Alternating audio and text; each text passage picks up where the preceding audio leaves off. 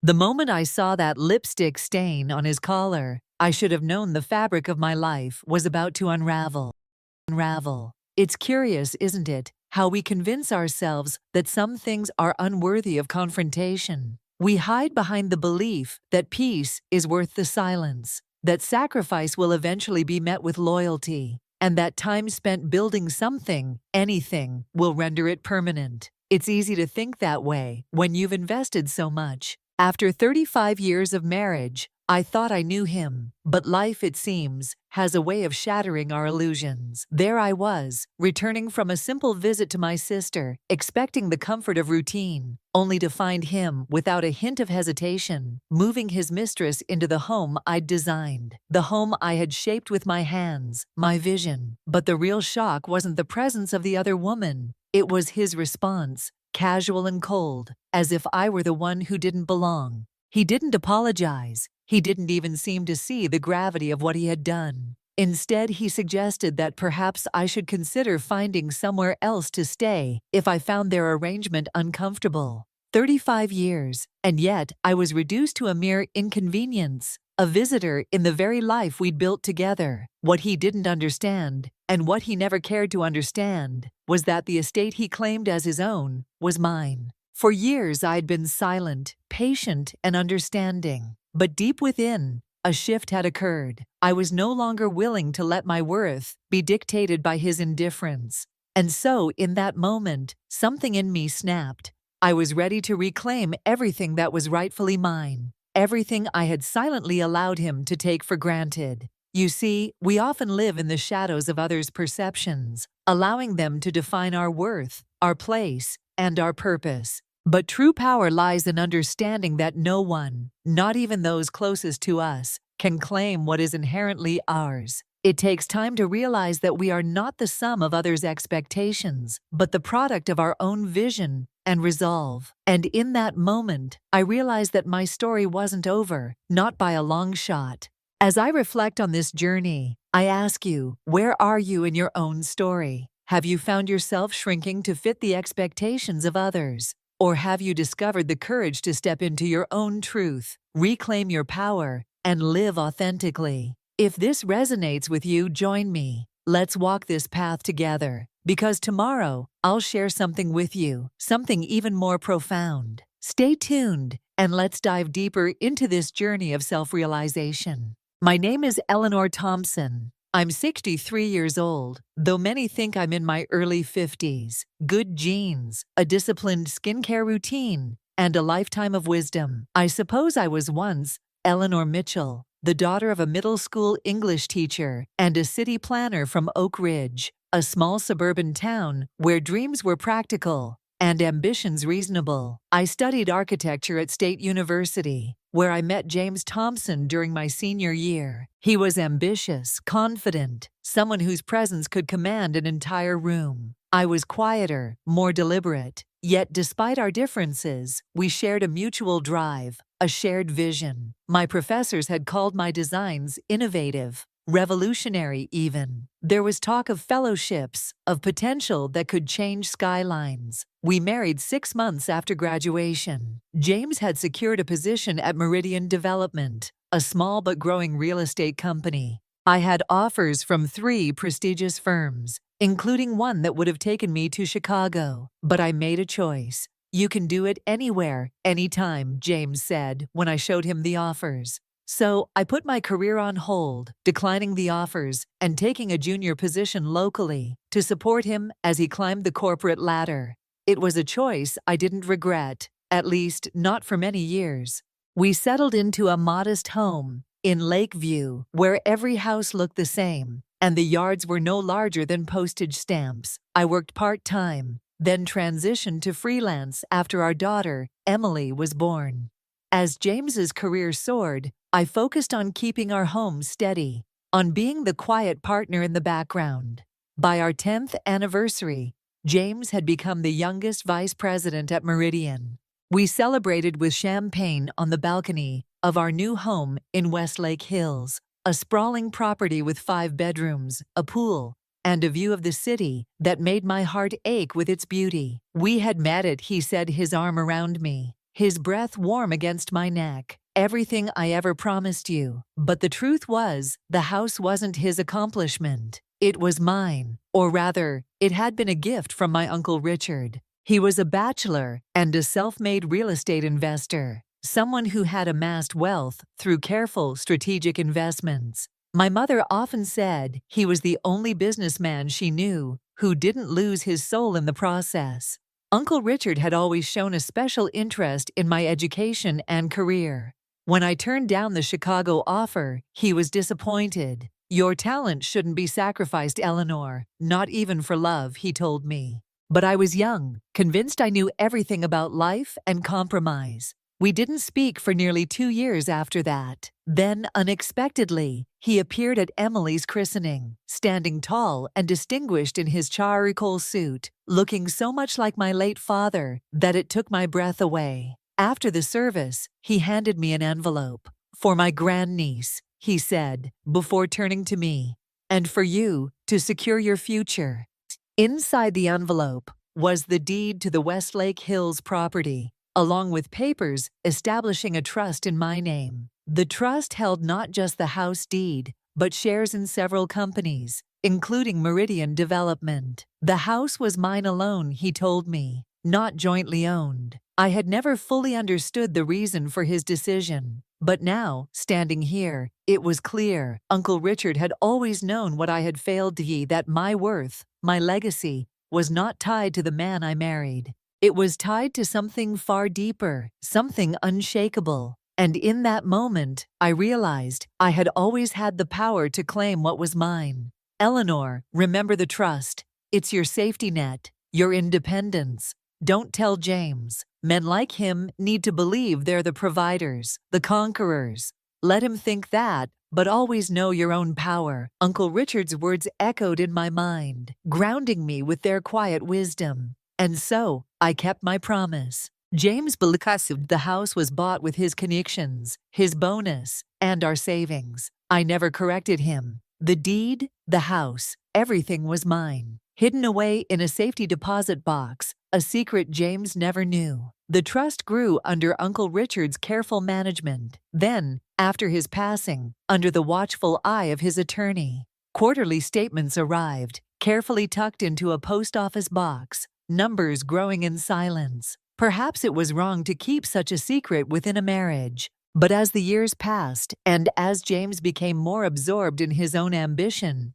less interested in the partnership we'd built, the secret became a comfort. It was the one thing I hadn't surrendered on the altar of his success. By our 20th anniversary, James had risen to CEO of Meridian, a company that had blossomed from a local player into a regional powerhouse. Meanwhile, I had long since abandoned my professional aspirations. My creativity found its outlet in the renovation of our home, in volunteer work with the Historical Preservation Society, in raising Emily to believe that her dreams were hers to pursue, without compromise. I told myself I was content. I told myself the sacrifices were worth it. But then came the lipstick stain, coral pink on a white collar. It was discovered one Sunday afternoon as I sorted through laundry, while James was allegedly at an emergency board meeting. I stared at it for a long time, that small smear of another woman's existence,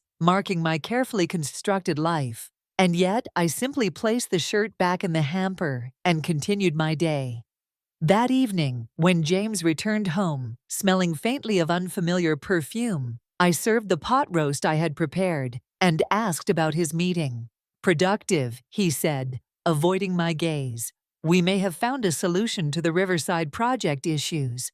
I nodded, pouring more wine. "That's good."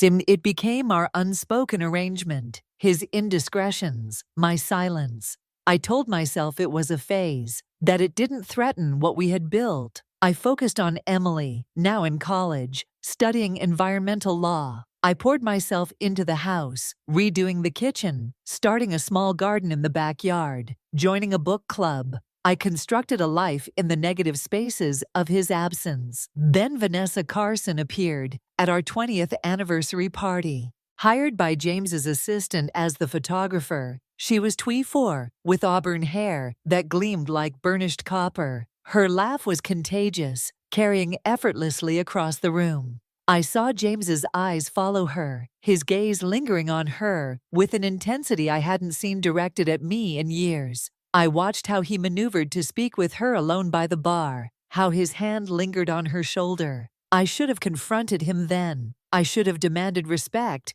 or at least some discretion. But instead I smiled for the photos, accepted congratulations from friends and colleagues, and pretended not to notice when James slipped Vanessa his business card. He thought it was subtle. It wasn't. The affair began shortly after. James's late meetings became more frequent. Weekend conferences multiplied. One day, I found a receipt for 2 rooms at the Lakeside Hotel downtown, even though the company event he had attended only required 1 night's stay. I folded the paper and placed it in his desk drawer. I said nothing. My silence wasn't born of fear or denial. It was born of exhaustion. The emotional labor of confrontation felt too heavy, too overwhelming. But beneath that exhaustion, a cold calculation was forming. Emily would graduate soon. The renovations on the east wing of the house would be complete. The trust had grown to a substantial sum,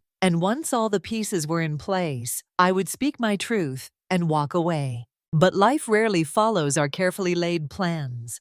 3 years after our anniversary party, James suffered a heart attack while at the office. I was woken at 2:00 a.m. by his executive assistant, who told me he had been rushed to Mercy General. I arrived at the hospital to find him pale, diminished, tubes snaking from his arms, his strength shattered, his vulnerability on display. It was a shocking sight, after decades of projecting the image of control, of power. For the first time, I saw him not as the confident man who had once swept me off my feet, but as a fragile, frightened human being. "Ellie," he whispered, when he saw me reaching for my hand. "I'm sorry for everything." I sat beside him, holding that hand, and believed him for 6 weeks. I nursed him back to health. I managed his medications, prepared heart-healthy meals, attended every doctor's appointment, even fielded calls from the office, so he could focus on recovery. I did this not out of obligation, but from a place I thought long buried love. The crisis seemed to have shaken something loose in both of us, creating space for repair and renewal. Preparing and narrating this story took us a lot of time, so if you are enjoying it, subscribe to our channel. It means a lot to us.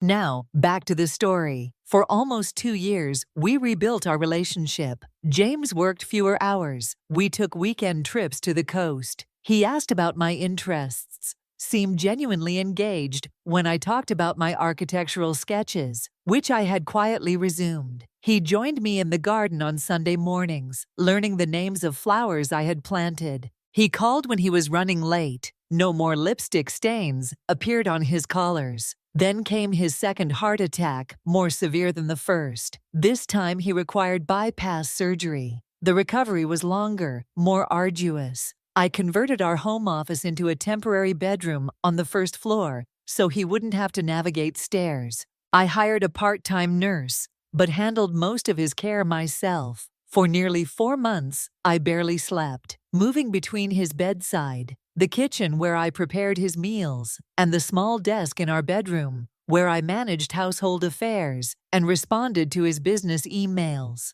During his convalescence, I discovered that Meridian was facing significant financial challenges. A major development in the city's North Quarter had stalled due to permit issues and environmental concerns. Cost overrun on 3 other projects had depleted cash reserves. The board was getting restless. James was terrified of losing control of the company he had built. Without telling him, I contacted Uncle Richard's attorney, who still managed my trust. I instructed him to purchase additional shares in Meridian through a proxy enough to stabilize the stock price and reassure investors it worked. By the time James returned to the work part-time, the crisis had eased. He attributed it to loyalty from long-term investors and his leadership team's competence. In his absence, I said nothing about my intervention. Perhaps that was my mistake, continuing to operate in silence, to fix problems without recognition. Because 6 months after his return to full health, James met Vanessa again at a charity gala. She had established herself as a sought-after event photographer, had even published a book of urban landscapes that captured the changing face of our city. James brought the book home, placed it on our coffee table, mentioned casually that he had reconnected with that talented young photographer from a few years back. I saw the signs all too familiar. Now the late meetings resumed the weekend. Absences, the distracted conversation over dinner. But this time there was a new energy to his deception, an almost youthful giddiness. He bought new clothes, lost weight, started using products in his hair to hide the gray that had appeared during his illness. "You seem rejuvenated," I said one morning watching him select a tie with unusual care. "I feel good," he replied, not meeting my eyes, "better than I have in years." I nodded, sipping my coffee.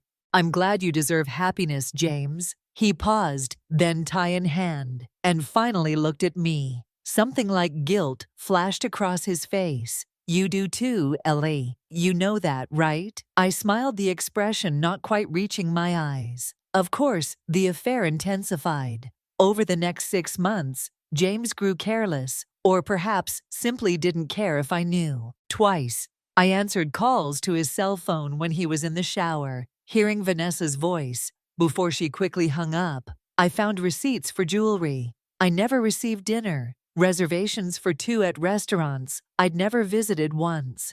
Returning from book club earlier than expected, I saw them together in his car in our driveway. Her head thrown back in laughter, his hand on her knee. I waited for anger, for the righteous fury I deserved to feel. Instead, I felt a strange, calm clarity, not acceptance, never that, but a growing certainty about what needed to be done. My sister Catherine had been urging me for years to visit her in Boston. "You need a break, Ellie," she would say. "During our weekly calls, James can survive without you for a few days." This time when she called, with her annual invitation, I accepted. "Really?" Catherine couldn't hide her surprise. "You're actually coming for a week?" I confirmed. "I need some perspective." "Hallelujah," she breathed. Finally, I booked the flights myself, packed carefully, and informed James of my plans. 3 days before departure a week, he frowned, looking up from his laptop. "That's quite a long visit. We have 35 years of catching up to do." I replied mildly. "And you'll be busy with work. You'll hardly notice I'm gone." He didn't argue, which told me everything I needed to know about his plans in my absence. The week with Catherine was transformative. My sister, 5 years younger and infinitely wiser in matters of self-respect, lived alone in a beautiful brownstone in Boston's Back Bay. Divorced after 15 years from a man she described as a spectacular waste of my 30s, she had rebuilt her life on her own terms. She ran a successful art gallery, traveled extensively, and maintained a circle of fiercely independent friends who welcomed me into their fold without hesitation. "When are you going to leave him, Ellie?" Catherine asked on my 3rd night as we shared a bottle of wine on her rooftop garden. "You know about the affairs, you can't possibly still believe things will change." I watched a moth flutter around the patio light, its wings casting enormous distorted shadows. "It's complicated." "It's really not," she countered. "He disrespects you repeatedly." "What's complicated about that?" I sighed, swirling the wine in my glass. 35 years, Kath. Most of my adult life. All the more reason not to waste any more time. She reached for my hand. "What are you afraid of?" I considered her question seriously. Starting over at 63, being alone, facing the pity in people's eyes. I paused, and maybe discovering that I've been complicit in my own unhappiness. For too long, Catherine squeezed my fingers. "You're the strongest person I know, Eleanor. You've just forgotten how to use that strength for yourself instead of everyone else." The next morning, I called Uncle Richard's attorney and requested a complete accounting of my trust. The numbers were better than I'd anticipated. In addition to the house, I had liquid assets sufficient to live comfortably for the rest of my life, even accounting for inflation and potential healthcare costs. My ownership, stake in Meridian, had grown to 18%, not controlling interest, but significant enough to command attention from the board. "You're in an excellent position, Mrs. Thompson. The attorney assured me your uncle's foresight and your patience have paid substantial dividends." "Thank you," I said, making a decision that had been forming. Since my conversation with Catherine, I'd like to make some changes to the trust structure. I spent the next 2 days with lawyers, financial advisors, and real estate experts recommended by Catherine's network. By the time I boarded my return flight, I had set in motion a series of actions that would fundamentally alter the landscape of my marriage and James's carefully constructed world. I was scheduled to return on a Thursday afternoon. I told James my flight wouldn't arrive until evening, knowing full well he would use the extra hours for his own purposes. I wanted to see how far things had progressed in my absence. The taxi dropped me at our curved driveway just after 2 o'clock. The silver Mercedes parked beside James's BMW was unfamiliar, its trunk open and filled with expensive luggage. A young woman in yoga pants and a silk blouse was directing movers who carried boxes from the car toward our guest house. The space I had renovated just last year as a potential apartment for Emily when she visited from graduate school. I paid the driver and wheeled my suitcase up the drive unhurried, observing the woman, Vanessa, I presumed, though we had never been formally introduced, was too absorbed in her task to notice me until I was almost upon her. "Excuse me," I said pleasantly. "Can I help you?" She turned startled, her copper hair catching the afternoon sun recognition flickered across her face, followed by a brief flash of guilt that she quickly masked with practiced composure. "Mrs. Thompson," she said, extending her hand with remarkable poise. "I'm Vanessa Carson. It's a pleasure to finally meet you properly." I accepted her handshake, noting the firmness of her grip,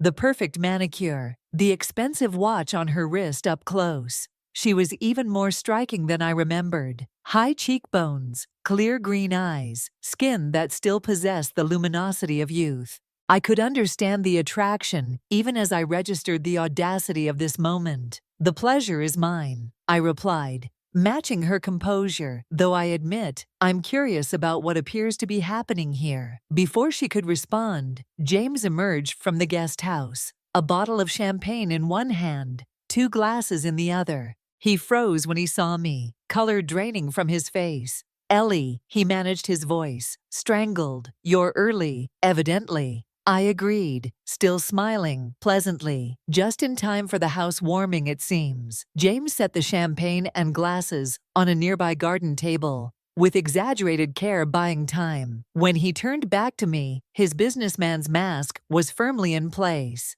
the same expression he used when navigating board meetings or difficult negotiations. "I was going to discuss this with you tonight." He began approaching slowly as if I were a skittish animal that might bolt. "Vanessa's apartment building is being renovated. She needs a temporary place to stay for how long?" I inquired as if we were discussing something as mundane as a change in dinner plans. James and Vanessa exchanged a quick glance. 6 months, she supplied, maybe a bit longer. "The contractors are notoriously unreliable." "I see," I nodded thoughtfully. "And of all the places in the city, our guest house seemed the most convenient option." James stepped closer, lowering his voice. "Ellie, let's discuss this inside privately." "Oh, I don't think that's necessary," I replied, raising my voice slightly to ensure Vanessa could hear every word. "I believe in transparency."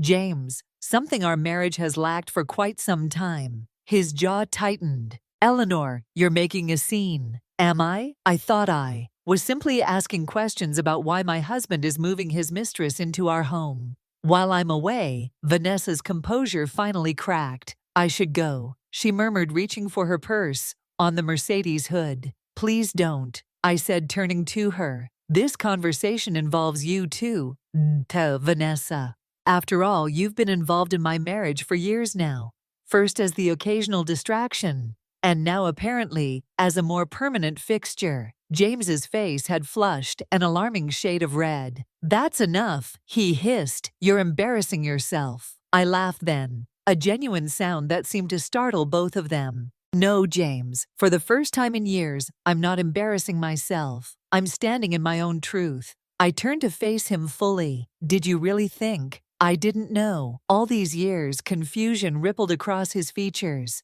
If you knew, why didn't you ever say anything? It was a fair question. When I had asked myself repeatedly over the past week with Catherine, because I thought silence was the price of peace, because I believed that what we built together was worth more than my dignity. I shook my head. I was wrong.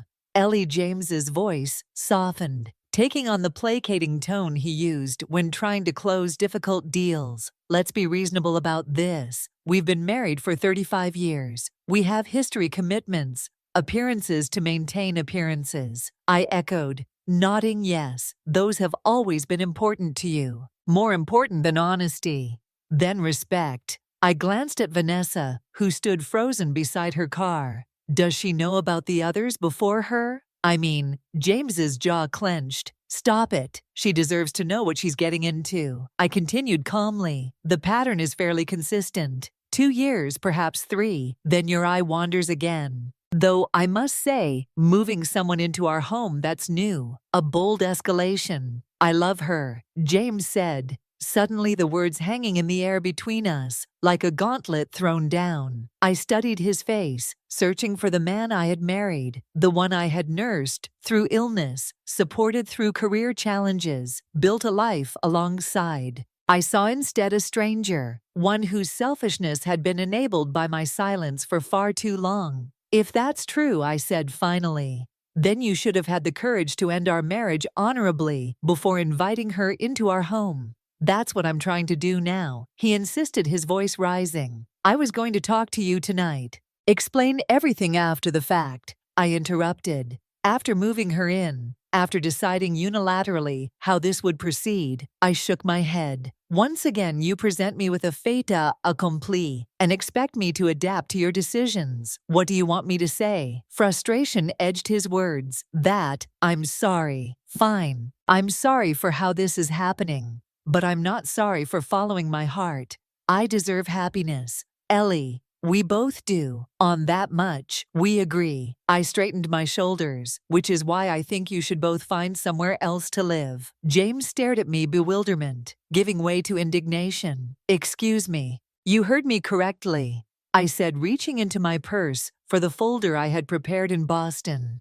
This house is no longer available to either of you. This is my house, James sputtered, color rising in his cheeks. Again, my name is on the mortgage. Actually, it isn't. I opened the folder and extracted the deed, holding it so he could see the single name listed as owner, Eleanor Thompson. This house has always been in my name alone. A gift from Uncle Richard placed in trust for me 30 years ago.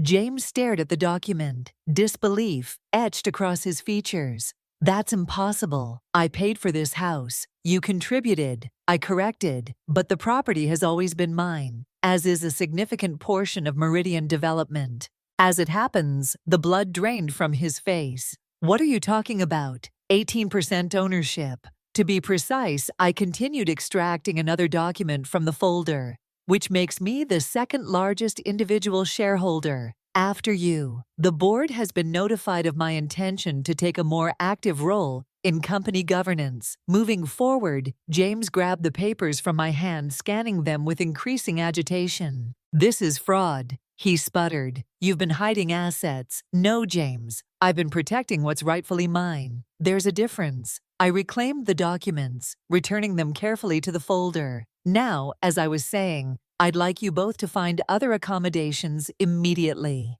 Vanessa, who had remained silent throughout our exchange, finally spoke. James, what is she talking about? You told me this was your house. It is, he insisted, though uncertainty had crept into his voice. She's bluffing. She can't just throw us out. Actually, I can, I replied, retrieving my phone from my purse.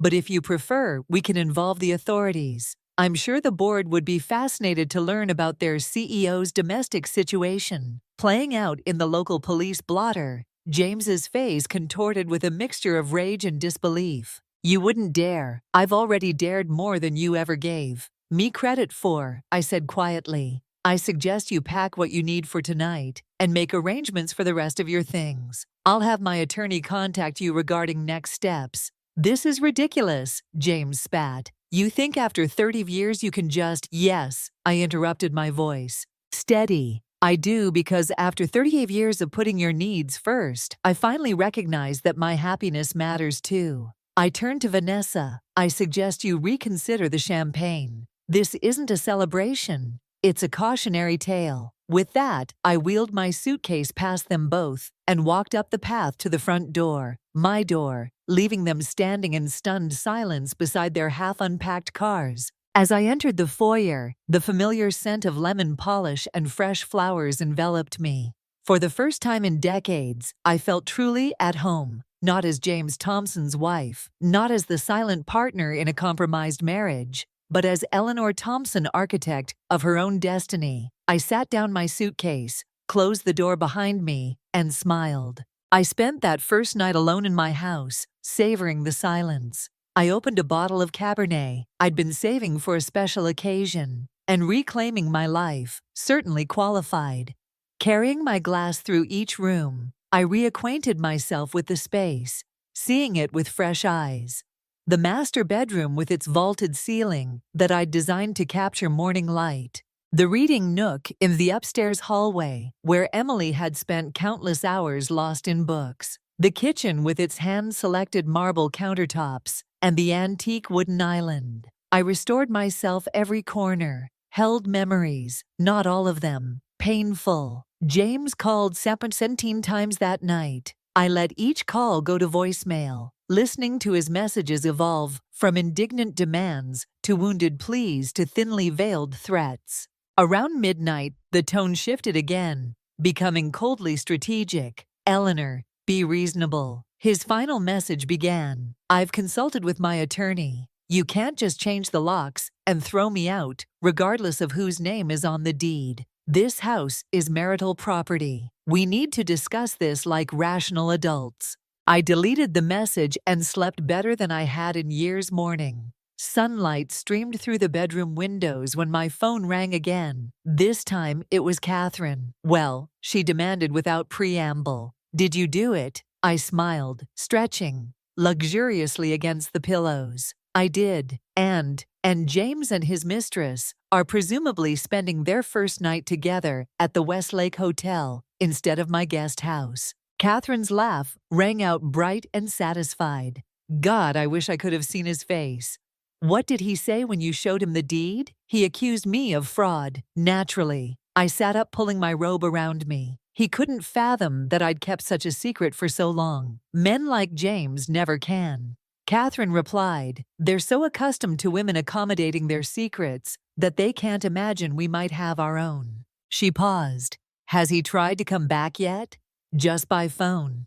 He'll make his next move today. I expect probably with legal representation in tow." "Are you worried?" I considered the question. Honestly, no, I decided. For the first time in decades, I'm not worried about James's reactions. Whatever happens next, I know I can handle it. That, my sister said firmly, is the Eleanor I've missed. After showering and dressing with particular care, a tailored navy pantsuit I'd purchased in Boston, pearl earrings that had belonged to our mother, I made breakfast, then called Uncle Richard's, attorney Martin Webb. "I was expecting your call, Mrs. Thompson," he said when his secretary put me through. "I understand yesterday was eventful." I smiled at his understatement. "You could say that. Has James's attorney contacted you yet?" "Not directly, but I received notice this morning that Terrence Hamilton has been retained to represent Mr. Thompson's interests." He paused. "Hamilton is aggressive, particularly in high-asset divorces. Should I assume that's where this is heading?" "Yes," I confirmed, the word strangely liberating. "After 30 years, I'm finally filing for divorce." I see papers rustled on his end of the line. "In that case, I recommend we meet today to discuss strategy. Your husband will undoubtedly challenge the trust arrangements, claim entitlement to at least half the assets." "Let him try," I replied, surprising myself with the steel in my voice. I've spent 3 decades letting James think he held all the cards. I'm not folding now. We arranged to meet at 11. As I was gathering my purse and keys, the doorbell rang the first salvo. and what I expected would be a protracted battle through the frosted glass of the front door. I could see two figures, one tall and rigid-shouldered, unmistakably James, the other shorter with a leather portfolio tucked under his arm. I opened the door deliberately, using just enough force to make them step back. "James," I greeted calmly, "and this must be Mr. Hamilton, the lawyer." A silver-haired man with shrewd eyes and an expensive suit extended his hand.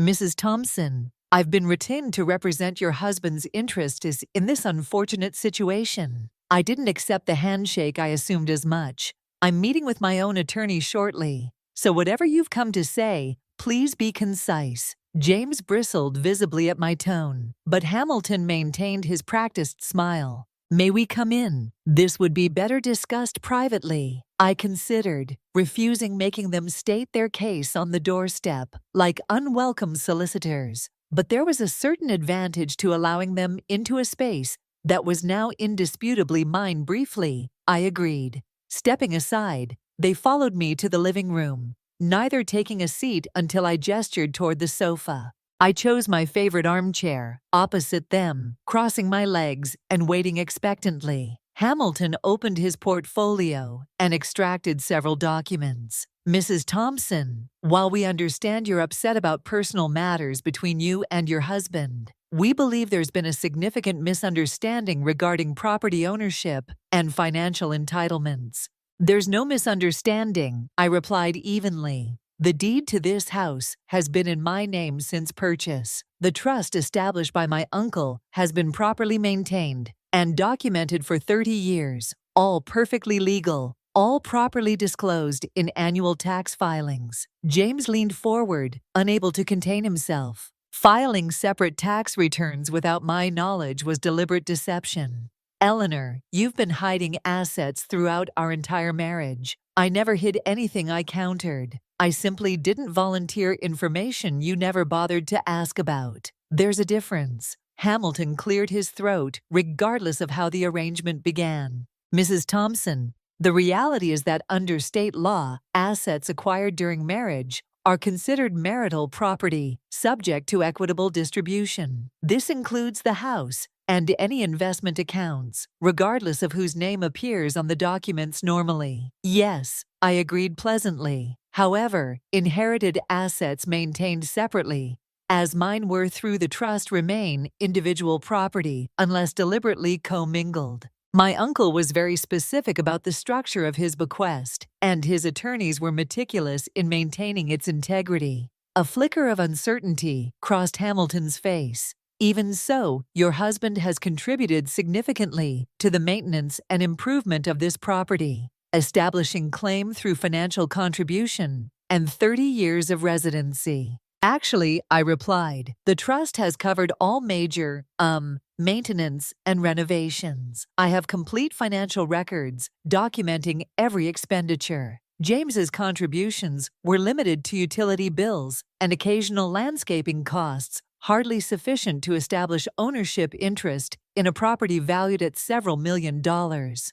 James's face darkened. "This is absurd. I've paid for everything in our life together. Your uncle's trust was a minor supplement at best." I turned to him, unable to keep the edge from my voice. "Is that what you told yourself all these years? That my inheritance was insignificant? That I remained financially dependent on you?"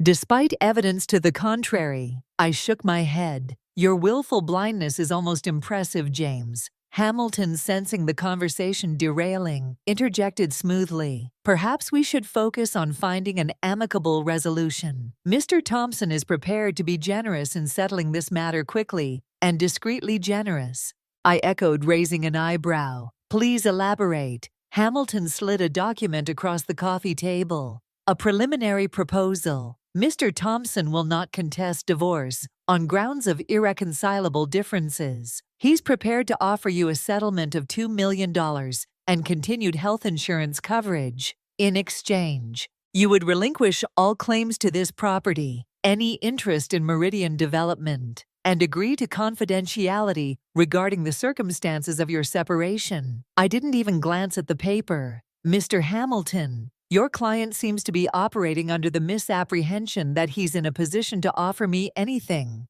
Let me clarify the actual situation. I own this house outright. I control 80% of Meridian's shares, making me the second largest individual shareholder. I have substantial independent assets that have never been commingled with marital funds. I leaned forward slightly. In short, I don't need James's generosity. He, however, might very well need mine. James stood abruptly, his face flushed. This is extortion. You are threatening to use your shares against me to undermine my position at the company I built, the company we built. I corrected quietly. My investment helped Meridian weather multiple financial crises over the years, including the one during your recovery from heart surgery. The board knows this. Now, they've been fully briefed on my ownership stake and my intentions going forward, which are what exactly Hamilton asked. Watching me carefully, I smiled to ensure Meridian operates ethically, transparently, and without the distraction of its CEO's personal scandals becoming public knowledge.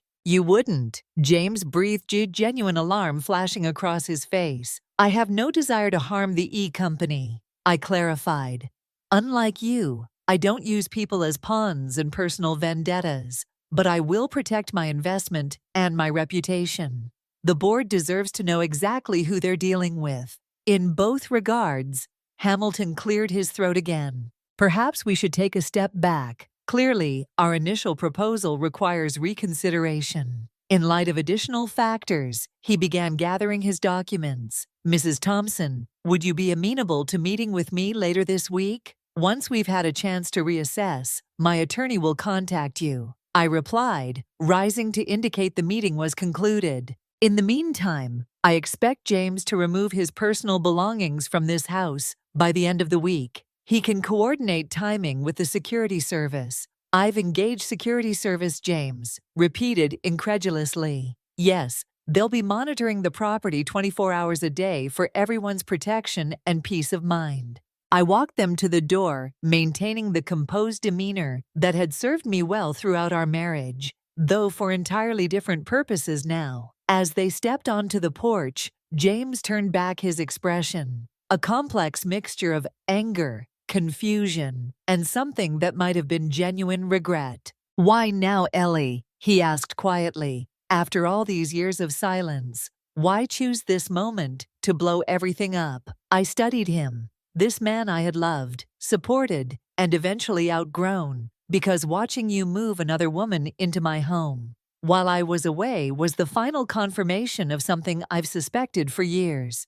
You've never respected me, not as a partner, not as a person deserving of basic honesty. I held his gaze steadily. I stayed silent before, because I thought peace was worth more than truth. I was wrong. And what about everything we built together? He pressed. 35 years just discarded. You discarded our marriage years ago, James. I'm simply acknowledging what's already been broken beyond repair. I stepped back, one hand on the door goodbye. As I closed the door on his stunned expression, I felt a wave of emotion wash over me. Not regret or sorrow, but a profound sense of reclamation. For the first time in decades, I had spoken my truth without filtering it through the lens of his potential reaction. The freedom was dizzying. My meeting with Martin Webb confirmed what I already suspected. Legally, my position was strong. The trust had been meticulously maintained as separate property. The house deed had never included James's name. My ownership stake in Meridian had been properly acquired and documented. Your uncle's foresight was remarkable, Martin observed as we reviewed the trust documents in his office, almost as if he anticipated this exact scenario. I smiled faintly, remembering Uncle Richard's words from so long ago, know your own power. He understood certain realities about marriage and money that took me much longer to grasp. Well, his precautions have served you well. Mr. Thompson will undoubtedly pursue claims based on length of marriage and commingled lifestyle benefits, but his position is fundamentally weak. Martin closed the folder before him that said, "These battles can be protracted and unpleasant. Are you prepared for what might come next?" I've endured 35 years of a marriage built on compromise and willful blindness, I replied. I can certainly handle a few months of legal maneuvering. The reality, however, proved more challenging than I had anticipated. James thwarted in his initial attempt to claim ownership of the house, shifted tactics with alarming speed. First came the financial maneuvers. Joint credit cards canceled without warning. Utilities at the house suddenly transferred out of automatic payment. Status, our shared bank accounts, which I had fortunately never relied upon for significant funds, drained overnight. Then came the social offensive. Mutual friends received calls painting me as unstable, vindictive, possibly suffering from early onset, a dementia. Eleanor has been acting strangely for months. I was told he confided to our oldest friends. Iskiffens, the Clarksons. I've been trying to protect her privacy, but I'm genuinely worried about her mental state. Most insidious were the attempts to turn Emily against me. Our daughter, now 32, and establishing her legal career in Chicago, had always been closer to me than to James. He had been an indulgent but distant father, proud of her accomplishments, but uninvolved in the daily work of parenting. Now suddenly, he was calling her daily spinning tales of financial hardship and emotional abandonment. "Mom, what's going on?" Emily demanded when she called me 3 days after James's visit with Hamilton. "Dad says you've locked him out of the house and frozen all his accounts. He says you're having some kind of breakdown." I sighed, settling deeper into my chair. "That's not remotely accurate. Sweetheart, your father moved his girlfriend into our guest house. While I was visiting Aunt Catherine, when I objected, he suggested I should be the one to find other accommodations." What Emily's shock was evident even through the phone.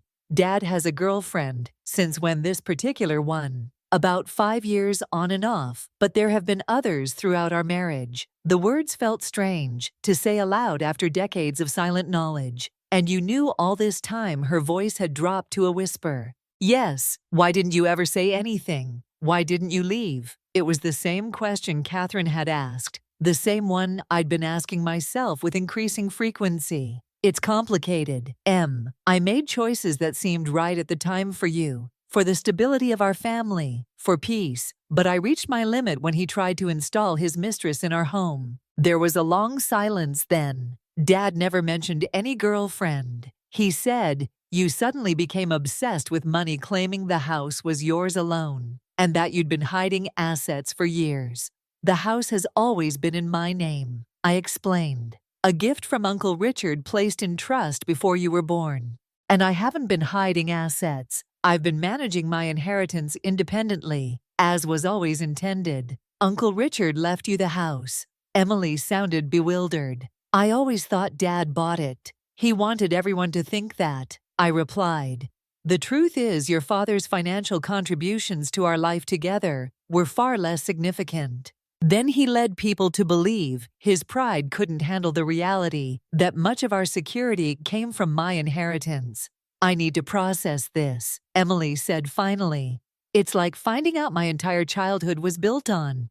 I don't even know what." "It wasn't a lie," I insisted gently. "The love in our home was real. My love for you, for our family, the compromises I made were my choice. For better or worse, I don't regret the life we built. Emily, I only regret allowing your father's ego to dictate the narrative." For so long after we hung up, I sat staring at the phone, wondering if I had said enough or perhaps too much. Emily deserved the truth, but she also deserved to preserve whatever relationship with her father she valued. Threading that needle would require careful balance in the weeks ahead. The following day brought a new complication. Vanessa Carson arrived at my door unannounced, her copper hair pulled back in a severe ponytail. Her expression, a study in contained emotion. "Mrs. Thompson," she said. When I opened the door, "I need to speak with you." I hesitated, then stepped aside. "Come in." She followed me to the kitchen.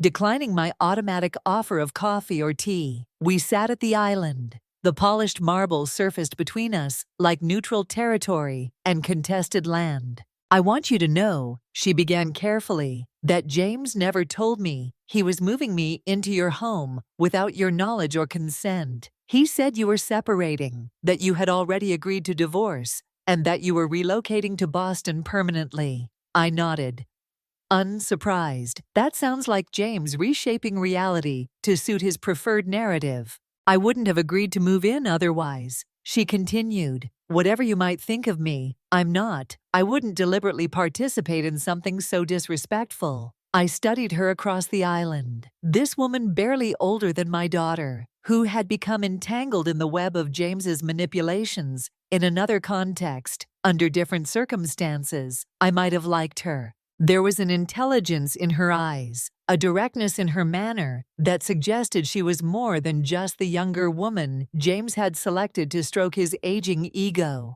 Why are you telling me this? I asked. Finally, Vanessa straightened her shoulders. Because I'm ending my relationship with James, and I wanted you to know why. She pushed a small stack of papers across the marble toward me. He's been lying to both of us about everything. I glanced down at the papers. Printouts of emails, financial statements, text message, screenshots. What am I looking at?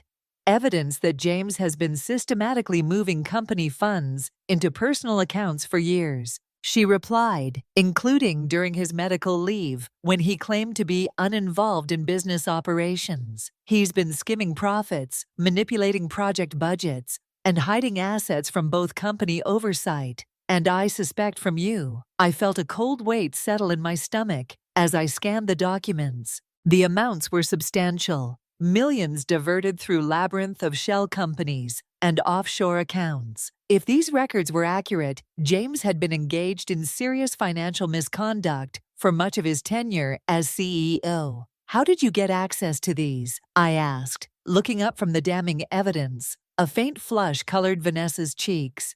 I'm not just a photographer. My undergraduate degree was in financial forensics. Before pursuing photography full-time, I worked for a firm that specialized in tracking hidden assets in high-net-worth divorces. She paused. James doesn't know about my background. He thinks I'm just decorative.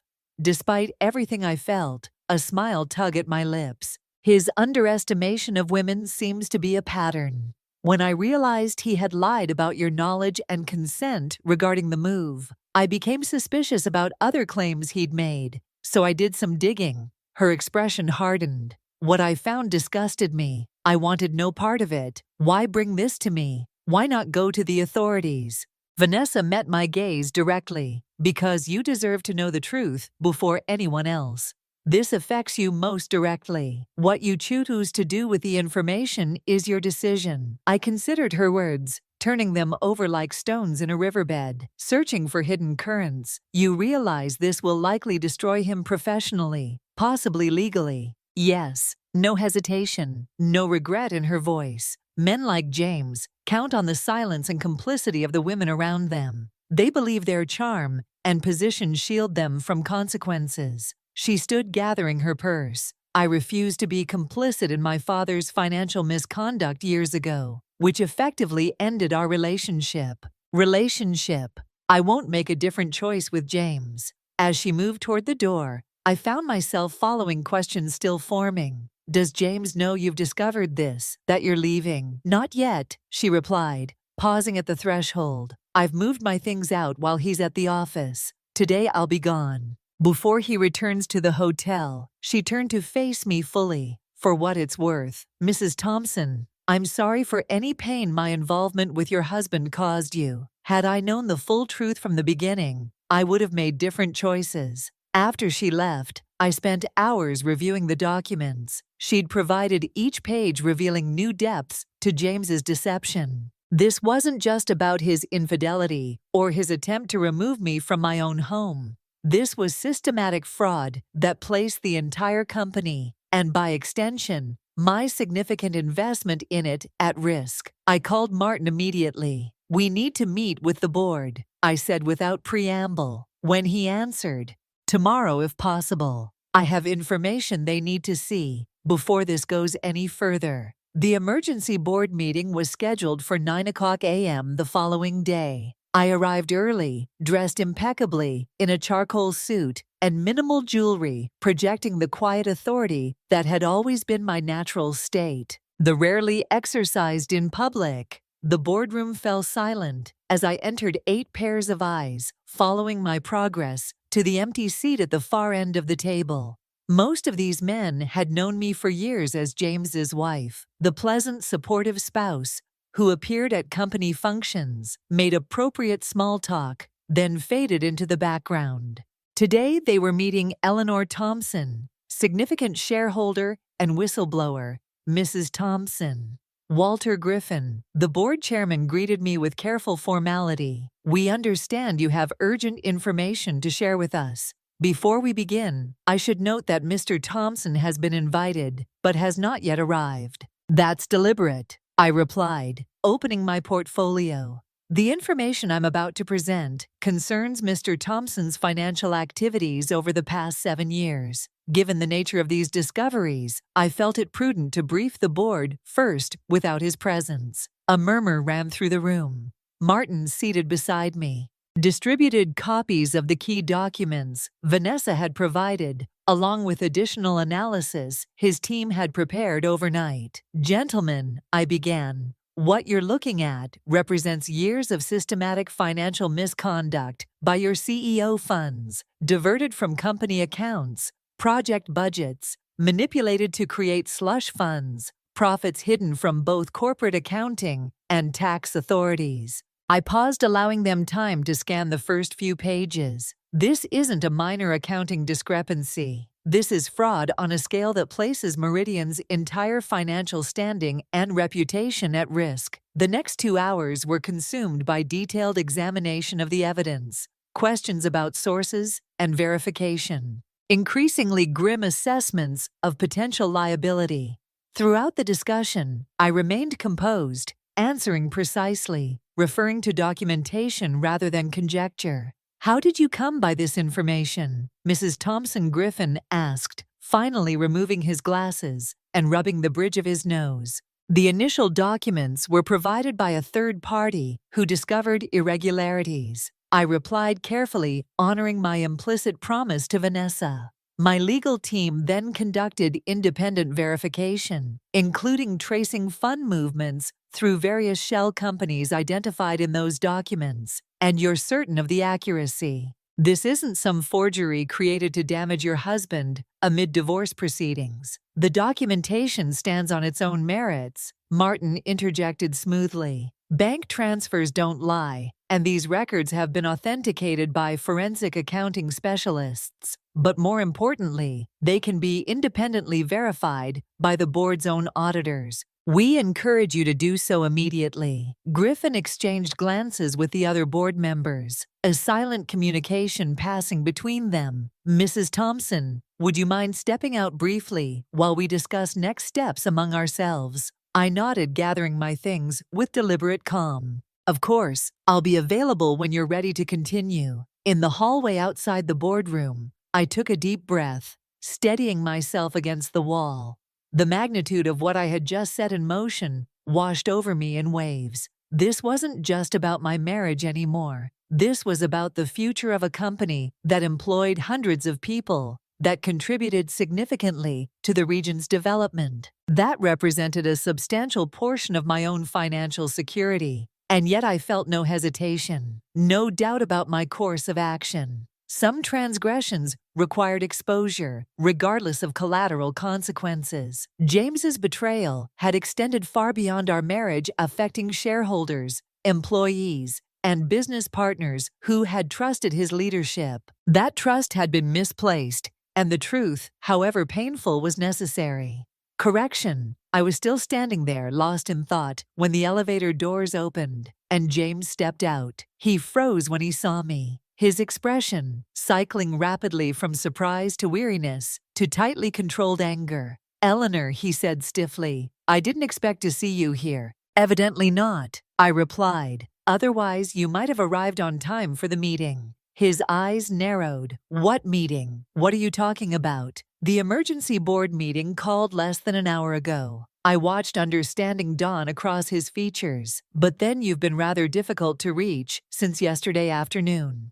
I understand. What have you done? He demanded, lowering his voice and stepping closer. If this is about the divorce targeting, my professional standing is beyond the pale even for you.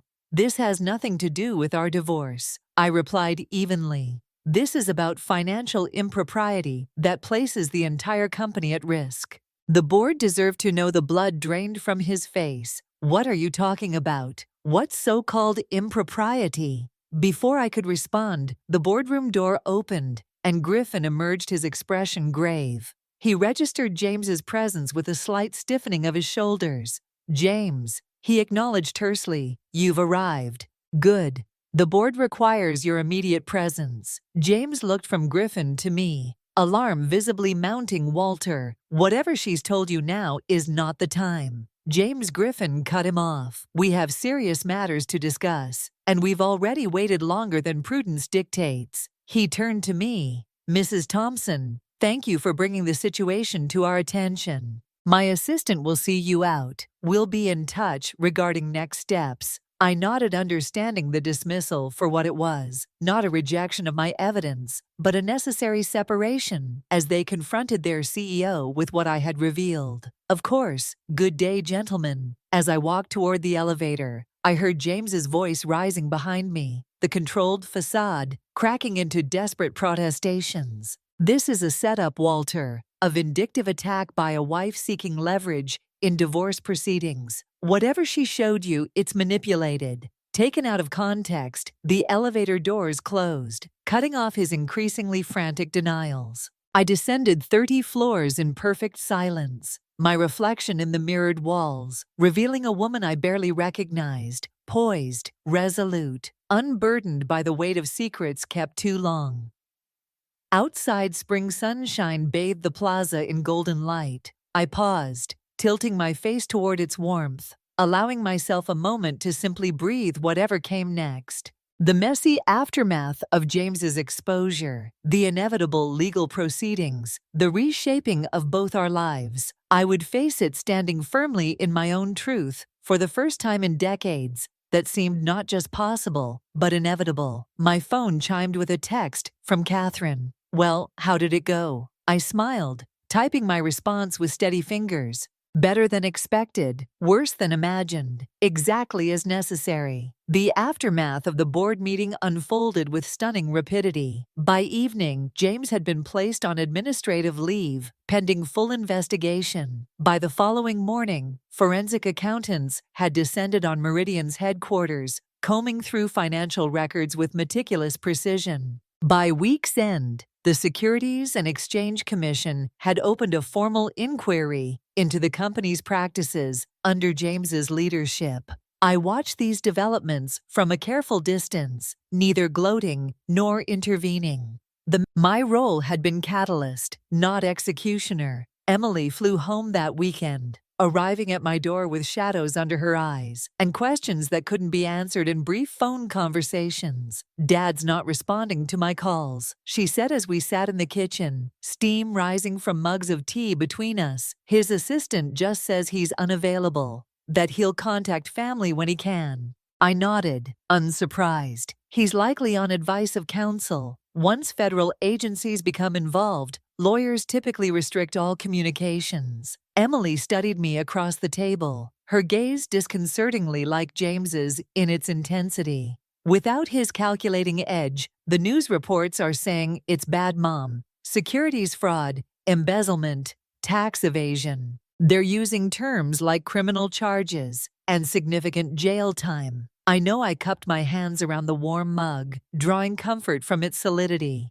The evidence is substantial and spans many years. There's no easy explanation that would mitigate what he's done. Did you know before all this I met her eyes directly about the financial misconduct? No, that came as a shock to me too. I knew James could be selfish, deceptive, and personal matters, but I never imagined he would risk his professional legacy through corporate fraud. Emily pressed her fingers to her temples. Adjust your, so reminiscent of her childhood frustrations that my heart constricted. I keep trying to reconcile the father I thought I knew with this, the affairs, the financial crimes, trying to push you out of your own home. It's like discovering he's been wearing a mask my entire life. People are complex, sweetheart, I said gently. Your father loves you in his way. That hasn't changed, but he's also made choices that reflect profound character flaws. Choices with consequences he can no longer avoid. I just don't understand why, she whispered. He had everything: successful career, beautiful home, family who loved him. Why risk it all for what it was? The question I had asked myself repeatedly since Vanessa delivered those damning documents.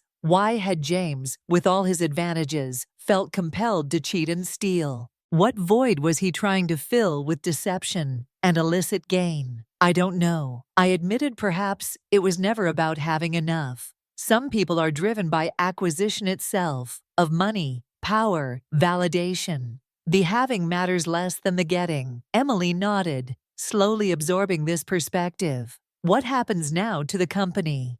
To your investment in it? Meridian will survive, though not unscathed. The board is cooperating fully with investigators, which should help mitigate institutional penalties. They'll appoint interim leadership, implement stronger oversight, perhaps eventually rebrand. I sipped my tea. As for my shares, their value has taken a significant hit in the short term, but the company's underlying assets and project portfolio remain strong. In time, proper management can restore its reputation and value. And the divorce? Emily asked, her voice smaller now.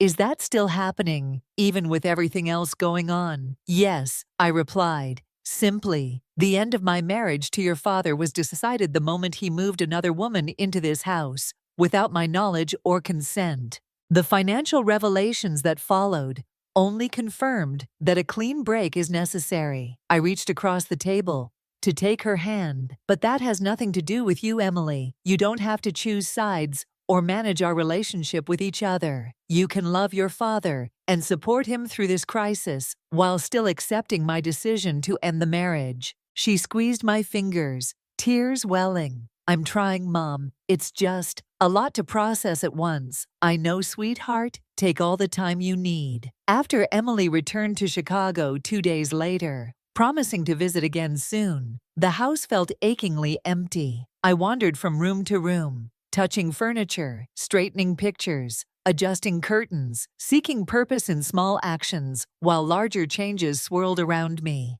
The divorce proceedings advanced with mechanical precision. James, facing potential criminal charges and professional disgrace, offered little resistance to my terms. His new attorney, Hamilton, having withdrawn from the case, citing irreconcilable differences in approach, proposed a settlement that acknowledged my separate ownership of the house and trust assets, requesting only his personal belongings, a modest percentage of joint accounts acquired during our marriage. He's being surprisingly reasonable. Martin observed when we reviewed the proposal. I'd expected a more aggressive stance, given his character. He's preserving resources for his legal defense, I replied, and perhaps recognizing that fighting me on financial terms while facing federal charges for financial crimes would play poorly with prosecutors and judges alike. Martin nodded. Strategic, if nothing else. Do you want to counter? I considered briefly, then shook my head. No, his terms are acceptable. I have no desire to extract further concessions from someone already facing significant consequences. Let's finalize the agreement and move forward. 3 days later, I signed the divorce papers in Martin's office, spending 35 years of marriage with a series of methodical signatures. The process was anticlimactic. No dramatic confrontations, no tearful recriminations, just the quiet scratching of pen on paper and the soft thud of a notary seal, making it official. Congratulations, Ms. Mitchell, Martin said, when we finished reverting to my maiden name as I'd requested in the filing. You're now legally single. I smiled at the term, finding it curiously apt. Single, not just unmarried, but unified within myself, no longer divided by the compromises and accommodations that had fragmented my identity for decades. Thank you, Martin, for everything. That evening, I opened the French doors to the garden and sat watching twilight descend over the carefully tended flower beds. The roses I'd planted years ago were blooming their fragrance, carrying on the gentle breeze. Inside the house was quiet, purged of James's presence. I had rearranged furniture, replaced the bedding, hung new artwork, small changes that cumulatively transformed the space, making it undeniably mine. My phone rang, interrupting the peaceful moment. The screen displayed a number I didn't recognize. "Hello, Eleanor," a voice I hadn't heard in weeks. "It's Vanessa Carson." I sat straighter, surprise rippling through me. "Vanessa, I didn't expect to hear from you again." "I know," she replied, her tone apologetic. "I wouldn't have called, but there's something you should know. Something important." "I'm listening." She took an audible breath. "I've been contacted by federal investigators about the documents I provided you. They want me to testify about how I discovered the financial irregularities and my relationship with James." "That's not unexpected," I said carefully. "Your evidence forms the foundation of their case." "Yes, but there's more." She paused. "James reached out to me yesterday. He wants to meet, says he has a proposition that could benefit us both." His exact words, cold apprehension trickled down my spine. "You haven't agreed to meet him, have you?" "No," she replied firmly. "But I recorded the call. He implied that if I were to recant my statements claimed the documents were falsified or misunderstood, he could make it extremely worth my while. He mentioned offshore accounts that investigators don't know about yet." I closed my eyes briefly, unsurprised, yet still disappointed by James's attempted manipulation. "You're telling me this because—" "Because I'm turning the recording over to the FBI," Vanessa said simply. And I thought, you should know before it happens. This will almost certainly eliminate any chance of a plea deal for him. The prosecution will view it as witness tampering on top of everything else. The implications were clear. Without a plea arrangement, James would likely face trial, and given the mounting evidence, a substantial prison sentence. The public spectacle would be unavoidable. The damage to both his reputation and Emily's peace of mind, severe. "I understand," I said finally. "Thank you for the courtesy of advance notice." "Notice there's one more thing," Vanessa added, her voice softening. "I'm leaving the country for a while. I've been offered a photography assignment in Southeast Asia, a book project documenting traditional craftsmanship across the region. I'll be gone at least a year. That sounds like an incredible opportunity." "It is," she agreed, "but it also means I'll be unavailable for much of the legal proceedings. I've given my sworn statements and submitted all evidence to the authorities. They'll have to proceed without my direct testimony." I understood what she wasn't explicitly saying, that her departure, while professionally motivated, also served to distance her from the maelstrom surrounding James. I couldn't blame her for that choice. "I wish you well, Vanessa," I said sincerely, "and thank you for your honesty throughout this difficult situation. You deserved nothing less." She replied, "Goodbye, Eleanor." After she hung up, I remained in the garden until darkness fell, completely contemplating what her news meant for James's future, for Emily's emotional well-being, for my own path forward. The complexity of interconnected consequences stretched before me, like a vast, intricate web, each strand vibrating with potential repercussions. I had set truth in motion by confronting James about his affair, by refusing to leave my own home, by revealing his financial crimes to the board. Now, truth would follow its own inexorable course. Beyond my control or moderation, all I could do was stand firmly in my own integrity and help those I loved navigate the aftermath as best I could. The following morning brought news that James had been formally indicted on 17 counts of securities, fraud, tax evasion, and embezzlement. His bail was set at $5 million, some he could no longer easily access with his assets frozen and accounts under scrutiny.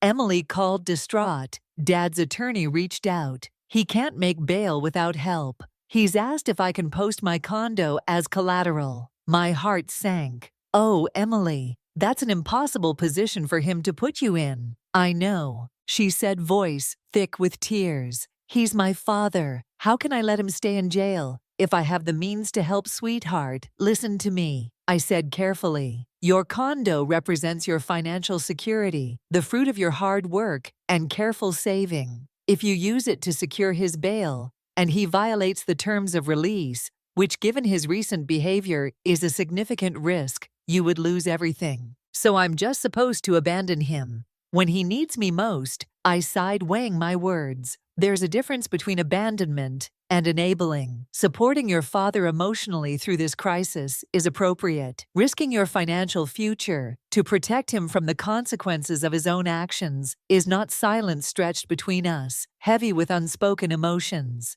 Finally, Emily spoke, her voice steadier. You're right, I know you're right. It's just hard to say no when he sounds so desperate. Of course it is. He's counting on that, on your love and loyalty, overriding your judgment. But love doesn't require sacrifice of your own well-being, not even for a parent. After we hung up, I sat staring at the phone, a decision crystallizing within me. I had protected my own assets carefully throughout this process, creating appropriate boundaries between James's situation and my financial security. But I had resources beyond what I needed for myself, and Emily was carrying an emotional burden that no child should bear alone. I called Martin. I want to establish a legal defense fund for James, I said without preamble, sufficient to ensure competent representation, but structured so that the money goes directly to approved attorneys, not to James himself. Martin's surprise was audible. May I ask why? After everything he's done, not for him. I clarified for Emily. She shouldn't have to choose between her father's welfare and her own financial security.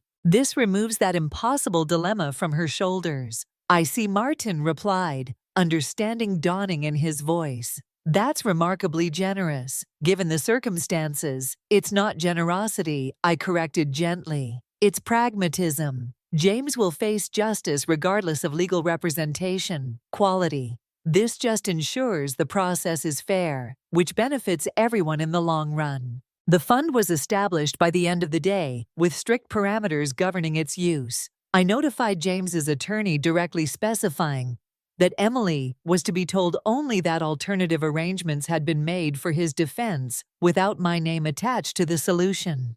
2 days later, James was released on bail. His movements restricted by an electronic monitor. His passport surrendered to authorities. He took residence in a modest apartment across town, far from the luxurious surroundings he had once considered his entitlement. I didn't see him, though I heard from mutual acquaintances that he appeared haggard, diminished by circumstances and uncertainty. Part of me, a small vindictive part I wasn't proud of, felt satisfaction in this reversal of fortune. The larger part felt only sadness for the waste of potential, squandering of what might have been a legacy of genuine achievement rather than disgrace. Summer arrived with unexpected intensity, bringing record heat that baked the city and drove residents indoors to air-conditioned sanctuary. I spent mornings in the garden, tending plants before the sun climbed too high, then retreated to the coolness of the house to work on a project that had gradually consumed my creative energy, redesigning the East Wing into a proper architect's studio. For the first time in decades, I was drafting again, not just modest renovations or landscape suggestions, but genuine architectural concepts.